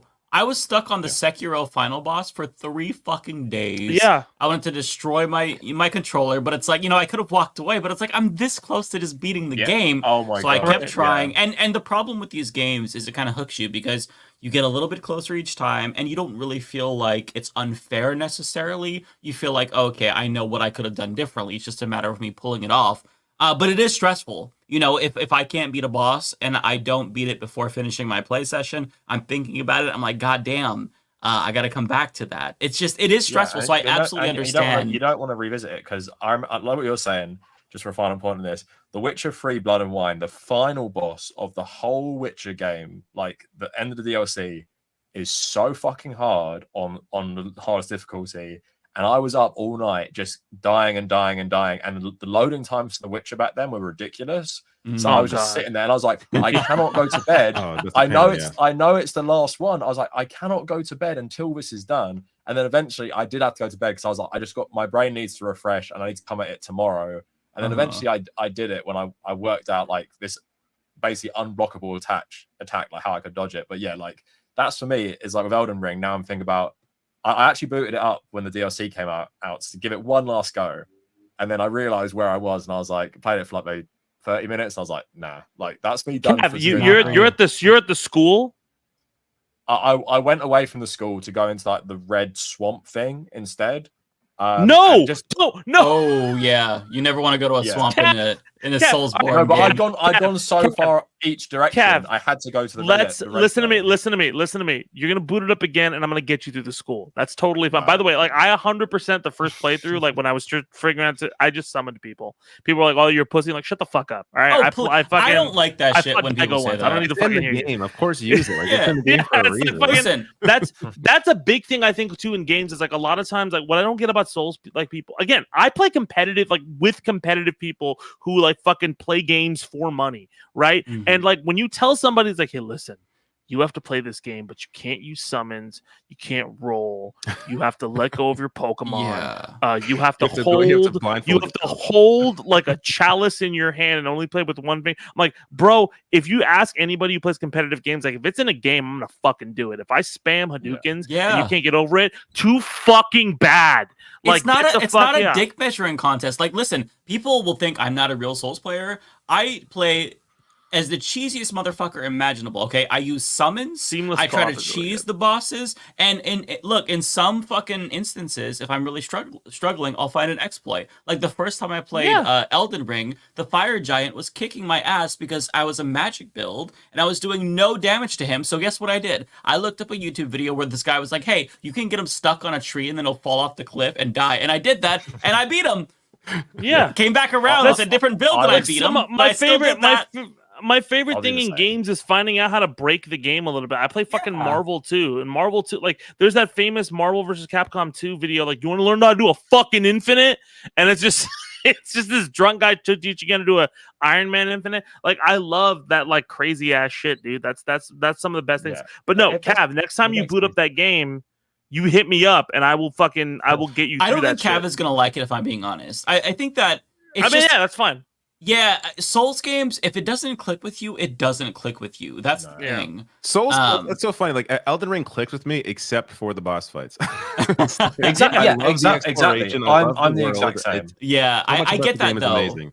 Because And the boss exploring the That world makes is sense. so much fun, but like Oh, the yeah. boss battles are difficult. You have to get through them. So yeah, The I only- actually understand that. The only genre where I don't mind boss fights are turn-based RPGs because it's more about strategy as opposed to like pressing something in time. Like it's not timing at all. It's just like, how do I approach this boss? Like I'm still stuck on the last boss in SMT 5 Vengeance, and even though I think this game's supposed to be a little easier than the original one, at least it has for me because I stopped playing the original 20 hours in. But it's still like it's kicking my ass, and I got to figure out like how. I guess I got to level up a little bit more, but I think I'm near where I can beat them. I just got to figure out what the strategy is to do it, and I I could look it up. I can kind of just like cheese my way through it, which is fine. I wouldn't say it's cheesing through it. It's like I could get resources, information in to teach myself, but I also want to figure it out myself. Just figure out how can I beat this boss. Mm-hmm. Oh, you want to talk Yeah. about fucking crazy boss fights? Fucking Metal Gear, dude. I was gonna say Metal Jesus. Gear Rising. I cheese Sundowner, who's like this big American guy, because if you don't get him out of his first phase, he doesn't go like insane, like flying around the map. So I cheesed him by keeping in his first phase, and I beat him that way. Where it was just like I forgot you have to go into like the slash mode, and I didn't do that. So I did it on stream as well, and I was just feeling so good. But I was like, why would you even take him out of the first phase? He gets harder. So I just kept him like at this level. So Dude, yeah, Metal Gear's Gear crazy. Metal Gear 3, there's a scene where like all of the major bosses that you're gonna fight are there, and there's one guy who you fight in Metal Gear Solid 3 who's like a sniper, right? Okay. Oh, spoilers, so everyone, because the remake's out next year. So just little. Sorry, people spoilers. don't have played it. Yeah, spoilers. Metal Gear Solid 3. I you know it can came out 20 years you ago, can but- kill that guy before you play. So I shot him, and you see him like he's like asleep in his wheelchair, and then he wakes up. He's like, and he tries to get away, right? But I killed him. And then I got to the game. I was like, yeah, that game was really cool. The bosses were all right, but they were pretty cool. It's like, oh man, the end was a great boss fight. I was like, who's the end? He's like the old guy. Yeah. Like, oh, I killed him before I got. And he's like, and my friend was like, you missed the best boss fight of the game. Oh, you wait, just what did you Because do? you pre-killed I him. was like, oh no. You can beat him another way in the game. You leave your PS2 off for 2 weeks, come back, and he's died of old age. That was in the original game. Like Oh, yeah. if you quit just before and came back 2 weeks later, your calendar would be updated, and you just find him dead on the floor. So I really so appreciate insane. Kojima. That's hilarious. That's funny. She was crazy, dude. By the way, I did Um, get the collection, the Volume 1 Metal Gear Solid collection, and I nice. booted up the first game, and I'm gonna wait for the remake of 3. It's a Yeah, little the bit first dated, game is you know? the first game is so dated. Yeah. Do Yeah. 3 Peace Walker, Ground Zeroes, and 5 because it's chronological, same character. Because Solid Snake is a clone of the guy from the other games, so and I think they're better games anyway. I know people love Metal Gear 1 and 2, but I prefer the one set in the past. And happy it's impressive birthday, for PS1. 9 years old, MGS5. Yeah, MGS5 is crazy on amazing. PS1. It's incredible. Yeah. So yeah, it's just too old. Like I couldn't play the whole thing. It was just like, okay, Yeah, this is. I get it. If you're not invested already, it definitely is dated for sure. Yeah. So yeah, I guess we can move on to my one now. If anyone wants to like walk off and get a drink or anything while I talk about this, I totally get it because I'm definitely going to balance it with people watching and talking to you guys. I was trying to make the decision today because I was like, I love Star Wars so much. I know most of them won't know what the fuck I'm talking about. So when I talk about the context of everything, also, if anyone has any questions, I mean, you can give them to me now and I can try and answer them while I talk about the game. So yeah, I played. I hear the 8.5 stealth. hours. I hear there's like a lot of stealth, and I'm not really into the idea. Or no, sorry, the stealth is fine, but it's like insta. Like you get caught and it's insta fail. Like I hate that shit. Stealth. Yeah, So- I hate that shit too. So first off, the two questions I have are I hear there's only like kind of like one, like very few weapons in the game, and B, are you one of those woke DEI cuck bitches Cuck soy boy. who just want Star Wars to be about vaginas? Go. Yeah, my question along those lines, Cav. Cav. The actress. Along those lines, Cav, I hear that the game is censored because the main character is not hot, and that really bugs me. Because if I'm gonna play, I want a beautiful character on the screen. So I can't play it because of that reason. So, But also, if it's too hot, I'm gonna feel threatened personally. Right. So right. She can't it's be gotta too be like the powerful. She right can't be too amount. assertive. You got to be a Right. 9.5.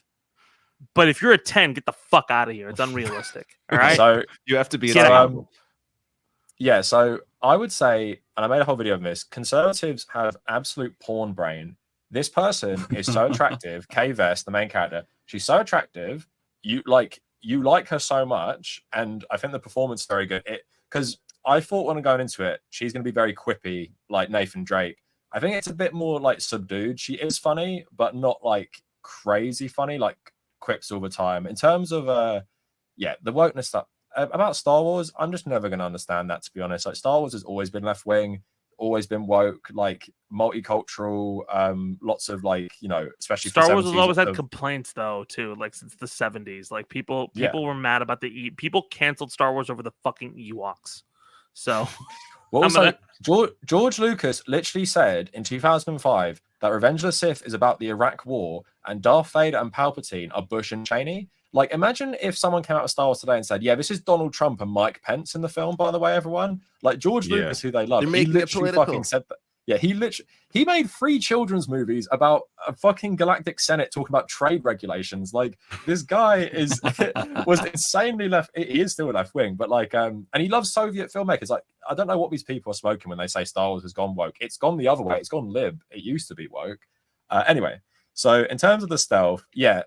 So the stealth, I like it, but the instant fail, it's more like, it's not so harsh. It's not like you're going into a base and you'll get an instant fail. It's more like I did a mission last night. You're having to steal something in an Imperial station, and obviously you're surrounded by stormtroopers. You can't set off the alarm, but you can still shoot people. You can get into a fight. They have to go and press the alarm, which you can sabotage. So it's not like once you get spotted, everyone knows where you are. You can actually shoot a bunch of people, run, and they won't find you. But there are like conditions of if you get spotted and they sound the alarm, you will fail this mission. But it's a checkpoint that goes back maybe like 2 minutes. So it's just like little stealthy areas. And it's in the main missions. It's not in the other ones. So I will say that the thing about the stealth is overblown. In terms of the weapons, I actually really like the way they've done the weapons in this. So you have only one weapon on you at all time. It's your blaster, which has 2 different fire modes, an electric one and a standard one. Electric one is for the droids mainly. But you can pick up loads of weapons, and actually your little pet Nix, you can send him to go grab it. So you can shoot an enemy from far away and you can see it, your pet can run out in the firefight and come and give it back to you, and that could be like a rocket launcher or something. So I think it's more about they want you to use all the weapons. And to be honest, it's the studio that made The Division and Division 2. The shooting feels really good in my opinion. And if you've played Red Dead Redemption, same vibe. Like you can shoot from the hip while running, but you can also aim down your sight. So in terms of that stuff, like I think the shooting and everything is really good. So if anyone has any more questions, just say, because I want to talk about it more in depth. I'm not going to bore people, but I'm trying to balance it between being on No, stream. did you? So you're happy with the game overall, right? Oh, how bad? How? Yeah. All right. So I think how difficult. So I like asked you a question. And I was like, "Oh, shut up! I'm gonna fucking ask you another question." I'll wait. I'm getting the questions out of the way. My ADHD go crazy. How? First off, how glitchy is this? And I mean, like, I'm being honest, like brutally honest. Like, do we have like a ton of glitches here? And how distracting is that from the experience? And again, I think it's okay to be honest here and not try to cape because the fucking incels are out. Because again, I played Sonic Adventure. All right, that game is so fucking glitchy. All right. And that's one of my favorite games of all time. So how glitchy are we talking about this open world being? Well, I played Cyberpunk at launch, and I completed it Same. at launch. Like, and I played it on the PS5 with the PS4 version, and I seem to just be lucky. Like, I didn't have too many things with that. This game has been fine so far. Like, I haven't had any glitches, no weird bugs. The main thing is on the PS5, performance mode looks like trash. It's very blurry. The fidelity is bad, but I'm lucky. I've recently been getting into playing games on quality mode, which I thought I'd never do, which is like ray tracing, but capped at 30 frames. So I did that for Cyberpunk, Watch Dogs.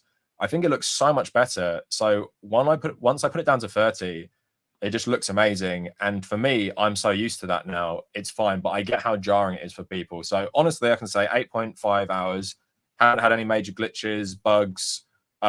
It's all been fine. Ran decent enough when I put it down to 30, and it looks really nice as well. It's the same engine that's powering the new Avatar game, which is the same studio but different like teams and stuff. So yeah, the Avatar game was gorgeous. The Pandora game, yeah. So it's same as that. So this game looks amazing. But yeah, so I'll try and frame it for people and why it's interesting a bit, because I hope I answered you guys' questions. So I'm a massive Star Wars fan, and I'm not someone who is like, I'll just consume it and think everything's good. Like the sequel films, I'm not a massive fan of. Like many people about my age, if you grew up in Star Wars, you like the prequels and you like stuff like Rogue One and Andor. So what's that saying is you like this more gritty feeling to Star Wars, and that's 1970s style sci-fi I've always really liked. And if anyone is watching the various streams, you've been watching Mandalorian, Boba Fett, Bad Batch. All of that recently has been centered around organized crime in Star Wars, which goes back to like the original trilogy with like Jabba the Hutt and stuff. So this game is actually set between 5 and 6. And I know David likes Jedi Survivor. Most Star Wars media in this recently is set between 3 and 4.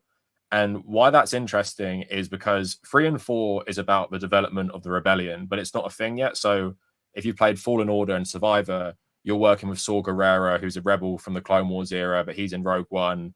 The rebellion doesn't really exist, but this game is set between 5 and 6. So Han Solo's in Carbonite and Jabba's palace. The rebels are like a massive faction. Shit. They've already blown up the Death Star. The Empire are actually in a war with them, which is very different from the context of Survivor, where you're still trying to survive from the Empire. Like the rebellion are actually fighting back, and obviously Episode 6 is when the Empire is destroyed.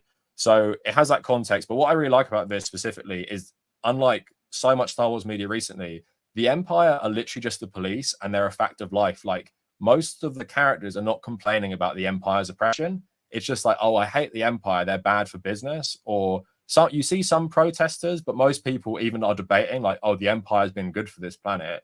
And you hear like the conversations with the stormtroopers. So what I'm trying to say of that stuff, it's so immersive, the world, and it has the benefit of like obviously decades and decades of all this lore. But I think they've done such a good job at grounding this in a very unique time period in Star Wars, which most people probably wouldn't appreciate on the surface, because if you're not a fan, me saying between 5 and 6, what does that mean to people? probably fucking nothing, but like you hear stormtroopers. No, it means a talk ton. about It means it's between Empire Strikes Back and Return of the Jedi, and I think Return of the Jedi. that's different. Like I got so fucking frustrated watching every single Star Wars. Like, look, I grew up at a time where fucking hated the prequels, like where everyone was making fun of. I love sand. I hate sand. It's rough and it's coarse and it gets everywhere. Like that speech is seared into my brain. But like that from what you're saying, that sounds. I didn't know it was set between 5 and 6. That sounds interesting. Yeah. And I think also that's a part of Star Wars that I think is the most appealing, right? Kind of probably the least appealing to a lot of people who are like mad at new shit and a lot of like really mad Star Wars fans, because old Star Wars like is very lived in, right? Things are just said and that just establishes the lore. You don't have to give you too much backstory on it. Yeah. It's just, well, that's this thing looks like this. Yeah. It's such a good time because if you've only enjoyed the original trilogy, you'll still get stuff out of this. But what I like as well, they've tied in the sequels in an interesting way. Like you're born on Canto Bight, which is the casino planet from episode 8. And I don't like that movie, but they've made me like it more because of how they fleshed out your homeworld. And then there's a planet from episode 9 I haven't gone to, which is also in it. So I really appreciate how, and this is something I think Survivor and Fallen Order did well. They blend so much of the extended media, because as someone who's really loved this franchise my whole life, it's wild seeing stuff in Star Wars Rebels back in 2014, like this just animated show no one watched. And then it all appears in Jedi Survivor. Like the Inquisitors is literally from Star Wars Rebels, and they're like the #1 villain now. It's really cool to see. Inquisitors are from Clone Wars. No, they're from Rebels. The first season of Rebels, and now they're like a main villain. Were Inquisitors in Clone Wars too? No, I think there was Clone Wars was cancelled, and then Rebels brought in the Grand Inquisitor. No, right? Okay, played by Malfoy's dad. It's the same actor as Malfoy's dad back in the day. Yeah. But yeah, so in terms of like the world, like this is what I want to get to people the most. The gameplay is secondary for me. I think they've done such an amazing job with the world. I would literally compare this to Cyberpunk in terms of immersion. Like the NPCs in this game and the environments and the settlements are so detailed. And if you love Star Wars, this is a dream game. Like I would say I've been so hyped for this game all year. And it's so rare that I'm really satisfied. And they've taken so much inspiration from 1970s movies and 80s. You can, it feels like Blade Runner to me a lot of times, just like in this very dirty, grimy setting, all these aliens that you've like grown up really liking, they're speaking different languages. And I've taken so many photos already because existing in this world is just so fun.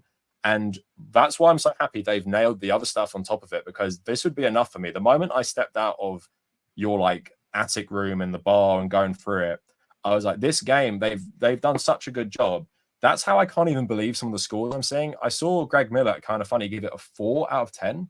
I'm like, you are crazy. Like this game, like even if it's generic or whatever, the level of detail and effort put into this, I can't think of too many games that are rivaling it right now. And you can see the passion of the devs in it. So if you just want to exist in Star Wars, if you love Star Wars, you just have to play this game. Like even if you don't love Ubisoft, you don't love third-person shooters, if you like Star Wars in any capacity, you will like this game, because it's just so fun to just walk around and look at stuff and be like, it's like Disneyland. It's like, oh my, I can't believe for the first time ever. And that's why I haven't got to Tatooine, but I'm looking forward to it so much because it's such an iconic location. I'm thinking about all the places I can go, like Ben Kenobi's house, Luke Skywalker's house, Jabba's palace. I'm pretty sure all of them are in it. And it's like, I can walk to that through a desert at my own pace, like with a beautiful like day and night cycle, weather effects. And I'm like, that's just the dream game for anyone who likes Star Wars. So if I'm trying to sell it to people, it just feels like such an authentic experience. And also it's really fun to play. And I'm surprised at how much I like the shooting, how much I like this. Even if you watch gameplay, I will say it doesn't look that good, but you have to play it, because even the speeder bike, it just feels so good to drive. And I was looking at that. You're the first person I've heard say that. Like the one complaint that seems to be universal is the speeder bike is terrible to drive. No, it feels good. But here's the problem. One reviewer I watched said they finished the game in 20 hours. You have to upgrade. Like one of the early side quests is upgrading your speeder bike. A lot of people won't do that. So you're driving a slow bike that can't jump. My bike can boost and jump, and it feels nice. But if you're rushing through this game, which I think is like insane behavior, basically, you're going to get through the game, or you're going to be quite underpowered. But if you bump down the difficulty, you probably get through it all right. And I just think, sorry, someone. Are there other things you can drive in the game, or is it just a speeder? So there's spaceship as well. There's space combat. Yeah, but like on the ground, is there like, can you drive anything else? So apparently, I don't want to spoil it, so I haven't been looking stuff up. You can ride a Bantha in Tatooine, which is like this big mammoth thing. I'm pretty sure I've seen that. There might be a speeder car, because I saw like blanked out things of vehicles. I haven't touched any of that stuff because I'm still on the first planet, which most people by this point I think are getting through it. But I'm just trying to enjoy it, because I'm like, you know, you might not get a Star Wars Outlaws 2. There might not be an open world Star Wars game for like another 10 years. We got the third Survivor coming out, but that's not going to be open world. So it's like I'm just going to enjoy it right now. I do want to say this, Cav, because I think actually, so look, like I think we're all familiar with review bombing, correct? Right? Yeah. So look, like if we're looking at the Star Wars, because I'm looking right now at the Star Wars Outlaws Metacritic, right? 76, like 40, it's not bad. 46 user, isn't it?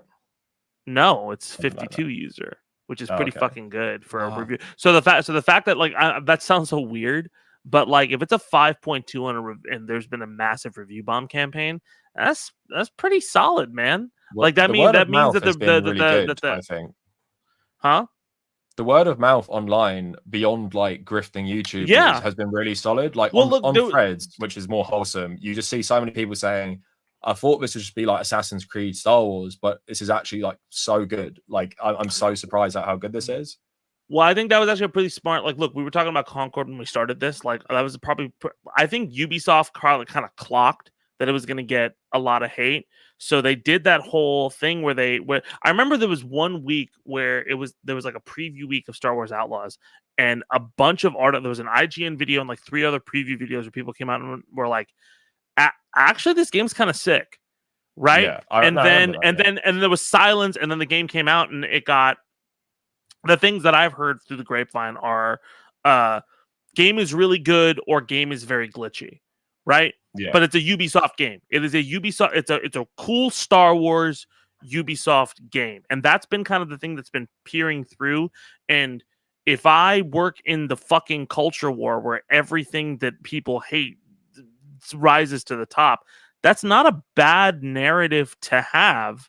Yeah, you know, but that means that a lot of that stuff isn't bleeding through as much. Yeah, but also people underestimate how much Ubisoft has a good reputation with casual gamers. Like, I know so many people in my life who play COD and FIFA, but they'll pick up Assassin's Creed, and it's like they will not play anything else usually. But it's like, oh, they'll be like, how about that Star Wars game? And also, I will say, this: if you're like thinking this is Ubisoft and I won't play it, I will say this game does not have loads in common with Assassin's Creed. As someone who's played all of those games, I'm surprised at the quality of everything, like the animations. I'm trying to see when I'm playing this game, can I see Watch Dogs in this? Can I see Assassin's Creed in this? I really can't see a lot of them. Watch Dogs might be the closest one, but it's like it feels very unique. And I think if this was like Square Enix, EA, this game would be praised a lot more. I think because it's Ubisoft, it's got a meme reputation. It's all the same. It's all like Watchtowers. I do get one. I do get one criticism though, like they paywalled like the Jabba the Hutt stuff, like at launch. So like that I think is the biggest section is paywalled. You have to pay extra for a whole completed section of the game. As someone who plays like all Ubisoft games, I will say what they paywalled will be so insignificant, and they'll give it to you for free in a month, because they did the same thing with Assassin's Creed Valhalla with Beowulf. They did the same thing with Assassin's Creed Mirage with Alibaba. It's like they give you this quest with like maybe like a fancy name. It's not even that good. And then later on, they'll release it for free. So that's why, like, I always know the discourse around Ubisoft games. People don't play them. I'm not saying it's a good thing. I'm not defending it. But I'm also saying I know the quest that has been gatekeeped. Yeah. Jabba the Hutt is the leader of one of the main factions in the game. You interact with him plenty, like with all the leaders. It's not like you can't talk to Jabba unless you pre-order the game. And there's a DLC coming out about Jabba as well, like a full DLC. So I will say, like, yeah, I get it. It's not great. And also the narrative, like, oh, this game's $100. I bought it for $50. Like, I pre-ordered it. Like, it's not $100 unless you buy the collection, but just like the pre-order, whatever. But just don't ever do that. Just buy it for $50 on like a storefront, and it's fine. So yeah, I would say to any of you, if you have an past interest in Star Wars, and I would say actually this game is closer to Red Dead Redemption 1 in terms of structure than anything I've played off Ubisoft. Like, I was getting major Red Dead 1 vibes in terms of like everyone driving speeders around. That is a high bar to clear, Yeah, sir. because the gambling as well. That is like, a lot of like I know that you love Star Wars, but like that's a very high bar to clear. I will say this open world reminds me, because you got the gambling, the card game everyone like is going mad about, Sabak. It reminds me of the poker in Red Dead. Just like the open world itself just reminds me in structure. Like you have these big settlements and these little towns. I think it's not. I'm not comparing it to the quality, because Red Dead still holds up. But if you're going in thinking this is Assassin's Creed Mirage, I think of it more like Red Dead Redemption 1 in terms of open world structure, and I think that's closer to it.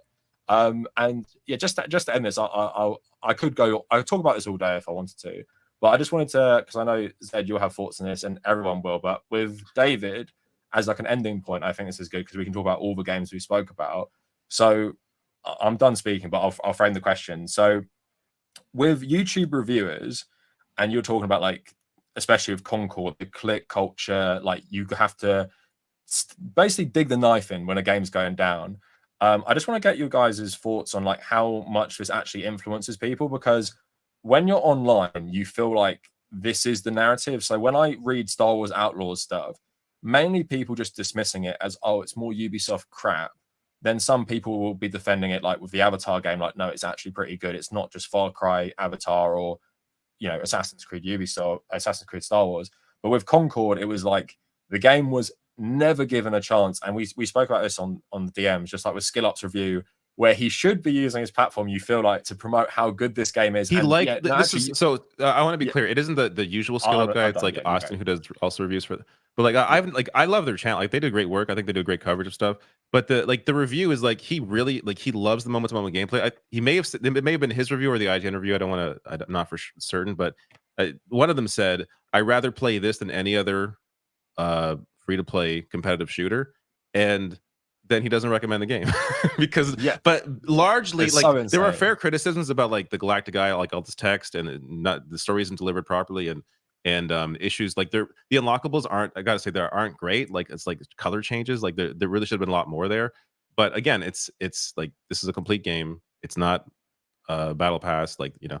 But loving the game and not recommending it to me is like largely based on Steam numbers, because that was the main complaint in the review, is absurd to me. And it's like a PlayStation review game. should be a review of the game. You should. I think it's worth mentioning. Hey, not many are playing this right now. Just be aware. But this is a great game. I think you should play. Give it a chance.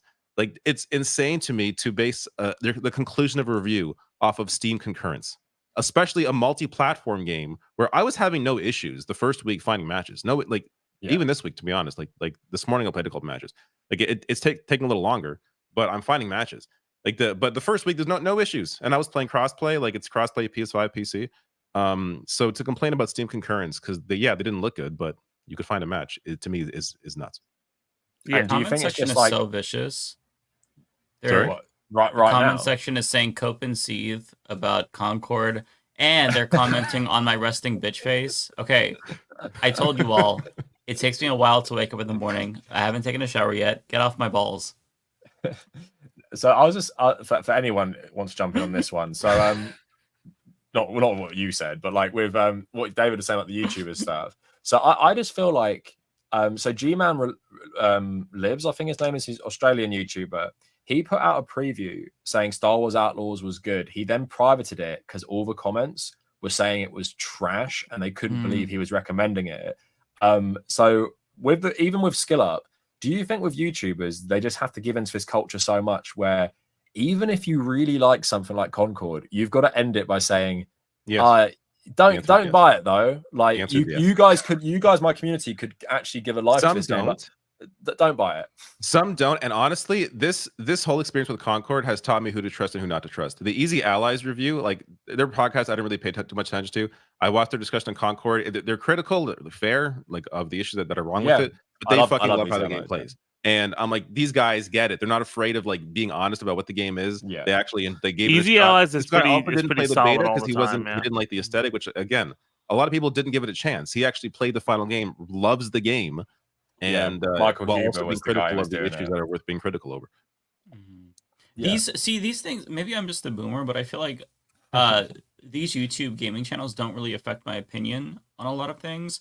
I'll look at some reviews. I have a couple of go-to ones, Game Ranks. I'll look at IGN, just because the number, like, I don't know, I like the number system still. But IGN's yeah, decent, to be fair. yeah. I think that it doesn't really affect me, but I think it absolutely has an effect on the game itself. I think I'm an outlier. I think that there 100% is this element of audience capture, where if you go against popular opinion, then you're gonna get flamed for it. You might lose subscribers or be viewed as a sellout. I mean, you see the way that like some of the Spawncasters, they get attacked because they'll do a video critical of Sony, and then they'll be called a Microsoft fanboy, and vice versa. And it's just very stupid. It's like a very 12-year-old mentality. But like, if if gaming is your life, and I think this is probably more of a younger vocal portion of their audiences. I think But that's like, largely what it is. if that's like your whole life, then this is war for you. I remember being in the trenches during the PS2 you're the online Xbox troll. days. I'm on the IGN message boards, man. I was actually a mod for a bit. That was fun. Fam, you? I'm Damn. old enough. I'm old enough. Again, I bought a Sega Saturn. I put money on a fucking Sega Saturn to be like, The nah, original Concord. this is gonna work out. Yep. How did it work out, guys? I gotta say, I was though, a GameCube dick rider because that was all my parents could afford to get me. Bro, So, but you're the kid. Mike, if you ever compare a GameCube to a Sega Saturn, I will fly No, I'm down not. to I'm Portland not, to be personally. clear. Oh no, take it Okay. out. I had a Love Wii it, U. fail. I had Breath of the Wild on the Wii U. I had I a Wii U as well, Cav. I had a Wii U. Yeah. First off, the I Wii U went to had the midnight launch for the Wii U. Can you Wii U is believe not the only that? console The Wii U- I haven't bought. the Wii U had incredible games while being a terrible system. And I will 100% say that because like it's what like if you play a I was talking about the Sega Saturn. Sega Saturn was an all right system with some kind of good games, right? Dreamcast, amazing system, amazing games. The Wii U, amazing games, terrible system. The fact that I have to like start the Wii U and then it's like, hey, where's your giant slab? It's not charged. I'm like, oh, fuck, okay. See, gotta I was charge just this fucking slab. I was so hyped up on the Wii U because I was so disenfranchised or disillusioned with Nintendo because of the Wii. Because it felt like they just were like, fuck all the hardcore gamers, we're going after the casual gamers. I'm like, okay, well that's stupid. I don't want to play Wii Fitness or some fucking tennis game. Like, I mean, that's fun, but I want the real games, and they didn't give us that. So like, I wanted to reward Nintendo with my money to say, this is what I want: a normal controller where I'm not doing this. Like, give me more of this, and then it bombed. But the Switch is okay, Switch So did I it. like the Switch Switch. I like the is Switch on quite a bit. times First much, off, so. when you launch the system with Breath of the Wild, like which is like, I mean, to be honest, like it's the Elden Ring for Cav and David, right? Like I fucking love that- Breath of the And Wild. for me, Breath of the Wild yeah. is one of the best games I've ever played in my like that changed the way I've like felt about game. Like I love Breath of the Wild. I've not gotten time to play Tears of the Kingdom. I want to go back and do that whole thing, right? Metroid Prime It's Reload, like Which all I just beat. I don't have it on the desk. Metroid Prime Remastered. I just beat it. Finally. That's a game that I got at launch on the GameCube when it came out, 2002, November 18th, 2002. I fell off it. Yeah. I think I just got stuck somewhere, and I Same. finally this weekend beat the game. Saw the ending. Nice. it was a great feeling. It looks 22 great. The years remaster later, on or whatever. Switch. Sorry. Fucking, it looks amazing. The It remaster. looks so And it runs good. well. It's Such a amazing good what the game. Switch is still doing. There's one point I wanted to make, Cap, to your question from like minutes ago. I think discourse online, like shitty discourse online, affects largely affects new IP. That's why Concord sunk, and Star Wars Outlaws is going to be fine because it's Star Wars. Like if it's a new IP, you're just fucked. There has to be good buzz, or you're not going to get a chance. Star Wars, it doesn't matter. Someone's going to play it. Yeah. I think aesthetic matters for everything. So like I think you're gonna get if you're in gaming, you are very well aware of there's a large amount of backlash culture just in gaming in general, right? Mhm. And like we're leftists, we feel very much so on one side of that aisle, but there is a counter side of that aisle with how, like, I mean, I've seen backlash to Call of Duty, I've seen backlash to a lot of other IP that comes out, I think in general, when you're a game developer, you have this understanding that you're going to eat a rash of shit when you start. and it's up to you a little bit, which is unfortunate because it is what it is. That from creators, I think like when you have somebody like, well, listen, if you see one of those things like this game has gone woke, and they have like a weird fucking thing about how that game looks and everything like that, it's very if the game just looks cool from the outset and they're just going off on it, they're gonna look kind of stupid, and they'll move on quickly because it doesn't work very well.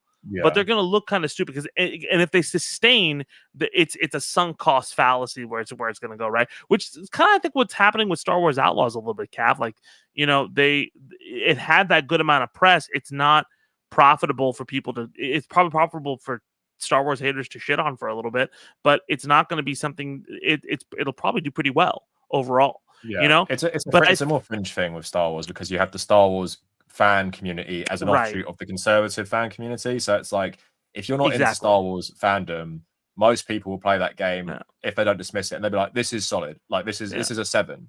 Whereas like if you're a cultural grifter, but you can't, like you're saying, you can't dig in the knife like you can with Concord, where you're like, it failed because it went woke, and that's the reason why. Yeah, and it sucks, and I never played it, but it sucks. But I think for all those games too, like that have that, right? Like, if you look at the tail of how those campaigns eventually turn out, it usually turns to a wash. I mean, like, look, like I think the best example is The Last of Us, right? The Last of Us 2 was one of the biggest flashpoints in gaming. Specifically, it was such a manufactured outrage grift about this thing that happened, right? And there are issues with The Last of Us 2, right? I'm not gonna. I got issues with the story, the way it ends, and some of the weird shit. But we'll talk about that another time. It's another discussion. We should do an episode about that. Look up the Vice article on The Last of Us 2 ending. There we go. But the thing about that, but the thing about that game is it was an experience, right? And the amount of hate it got was not there. I just looked at when I was looking at Star Wars Outlaw user reviews. I looked at The Last of Us 2 user reviews. It's largely recovered. It's about a 7.6, which is usually what user reviews are with bombing and everything like that. That's not bad.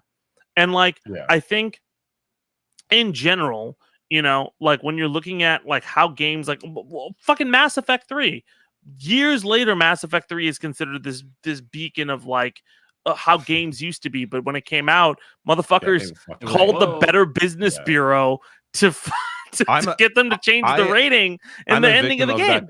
I'm a victim of that discourse because I never played Mass Effect 3 despite loving 2. I'm like, this game, I guess I'm not going to play it. It sounds like shit. It was very woke. They had gay characters and it was a whole thing back then. I heard it was over like the ending was weird or something, or like the ending was really not. It was bad.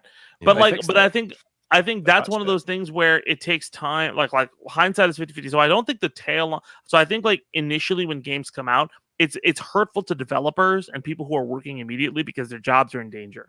And that I think is a huge fuck up because we don't think enough about what developers are going through and how development studios are. Like, we like to think of like corporations as this monolith, as opposed to like, hey, EA has like 1,000 people under contract and 3 people who are corporate assholes make this decision, and 1,000 people lose their job while these motherfuckers make away with money, even if a game bombs, right? I don't think we think about that, and we don't think about that nearly enough.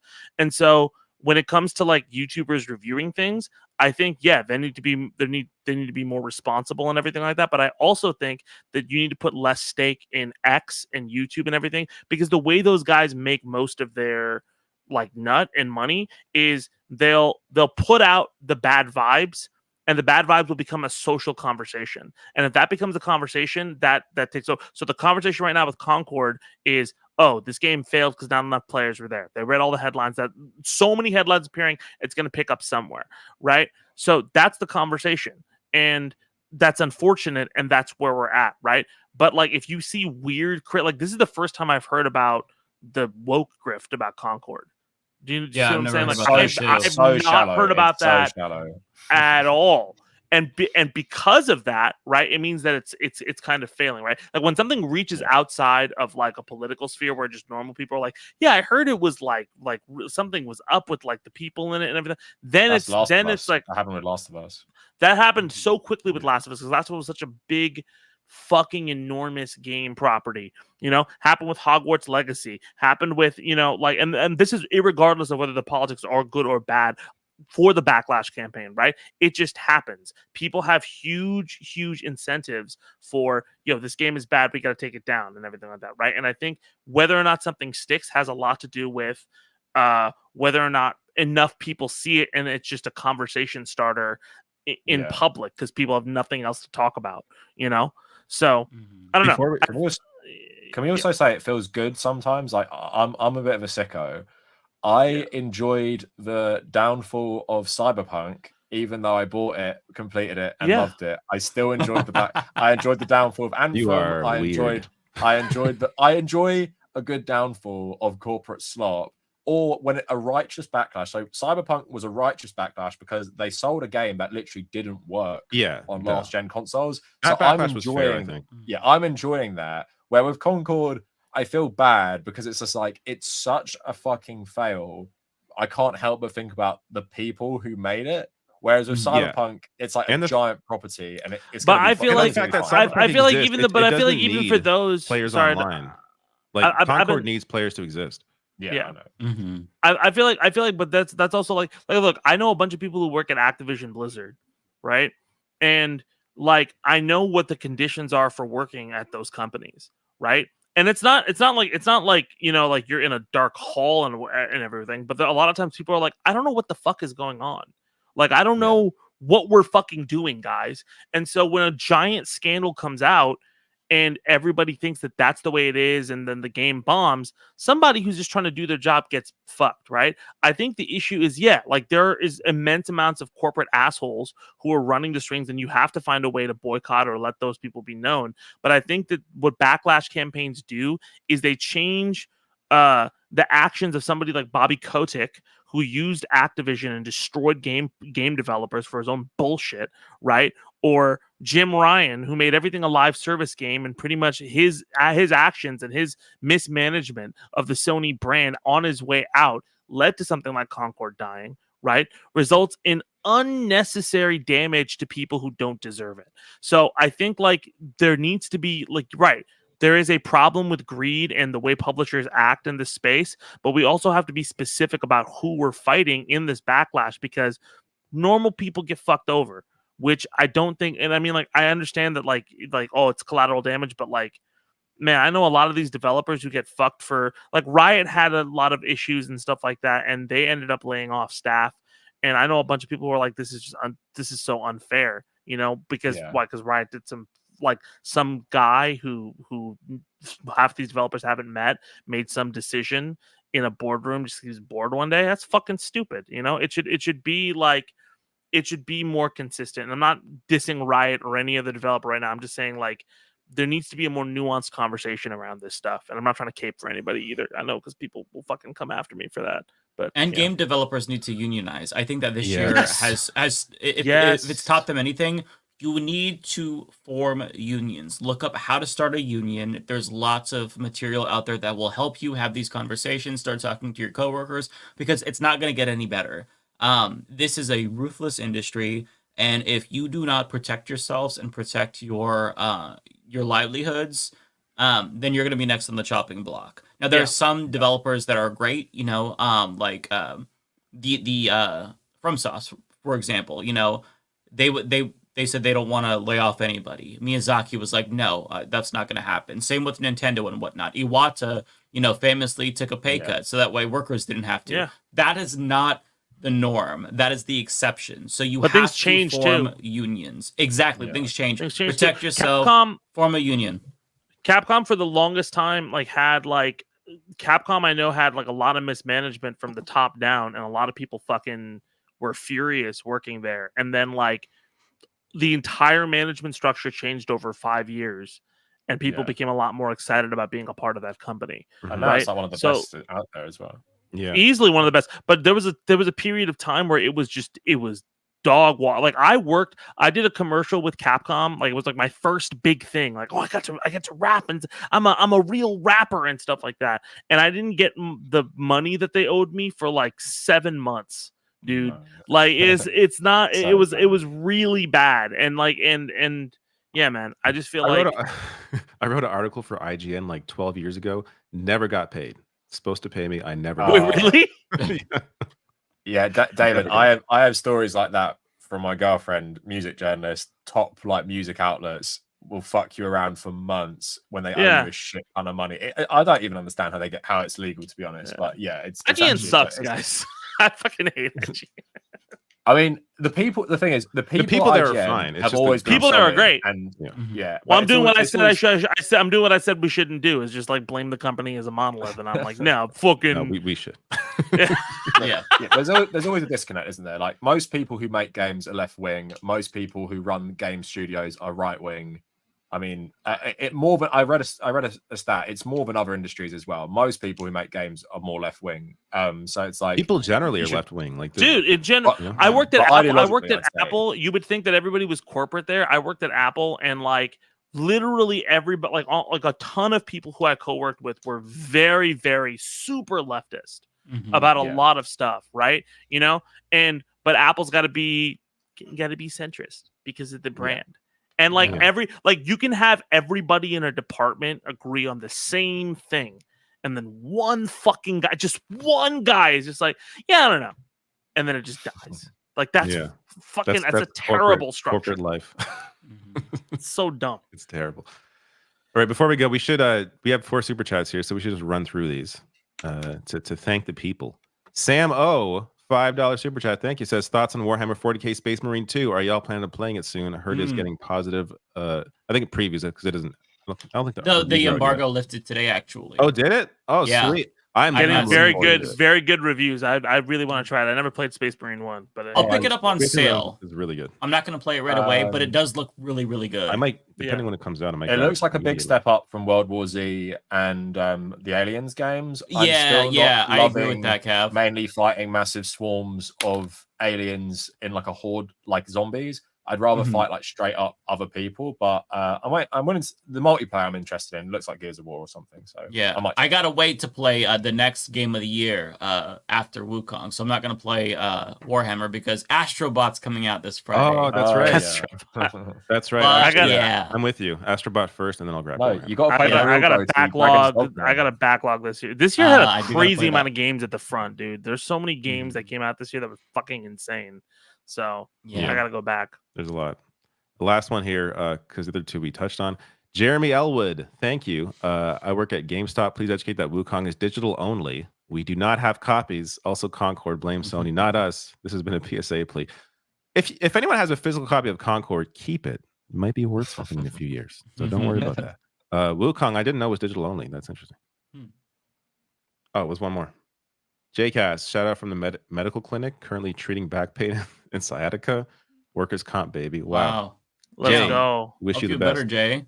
Let's go, Jay. Yeah, listening to us was be a good cure, I think. Yeah, it'll help. Sure. All right. I guess this is over 2 hours, so I think we're good. Right. We'll all talk again in a month, probably. Yeah, that's looking forward to it. We'll discuss the game of the year, Astrobot, and the runner-up, Legend of Zelda, Echoes of Wisdom, or whatever it's called. I'm gonna play that one Jesus Christ game that came out where you play as Jesus and you have to answer Bible trivia. I've seen that. So excited. One thing I'll say quick before we pre-ordered. We have to do like a really long game of the year stream in December. Yeah, like that'll be so much fun. Yeah, I'm down for that. But we can, because obviously we're always streaming to people. We're not just like doing a podcast. We should just like you can like just tap out for like an hour or something if you don't want to stick around for certain conversations. Like for example, if me and David are talking about Dragon's Dogma, then like not everyone has to sit there like held hostage by the Dragon's Dogma. Something like that. No, I want to talk about Dragon's Dogma. I like it. I personally like it, but I feel bad for Mike especially. Don't feel bad. I enjoy listening. You guys sell me on a lot of these games. How do you not like Dragon's Dogma if you like Elden Ring? No, I want to play. I haven't had the chance to. So they actually really sold me on that and Cyberpunk, but I don't have all the time in the world. So it's like Mike has 4 kids. He's too busy all the time. Exactly. No, it's tough because I was playing Neo 2 for like a month and a half, and I can't start something new until I finish what I've started. So that's a good quality that I don't have, but. Yeah, it's tough. I would love to play Dragon's Dogma. I also really want to play Cyberpunk. I was telling them that, it was on sale, that and the DLC, but I'm like, am I going to play it right away? Probably not. And the next time it'll probably be on sale more, so I can, Yeah, you know, Sales happen. we gotta organize Yeah. our game or what games we play from now on, so we don't fucking Yeah. adult Yeah. life. yeah. All right, guys, it was a ton of fun, man. I gotta bail. Yeah, thanks so much for See ya. coming. Thank you, everyone. Yeah, see you guys. See ya.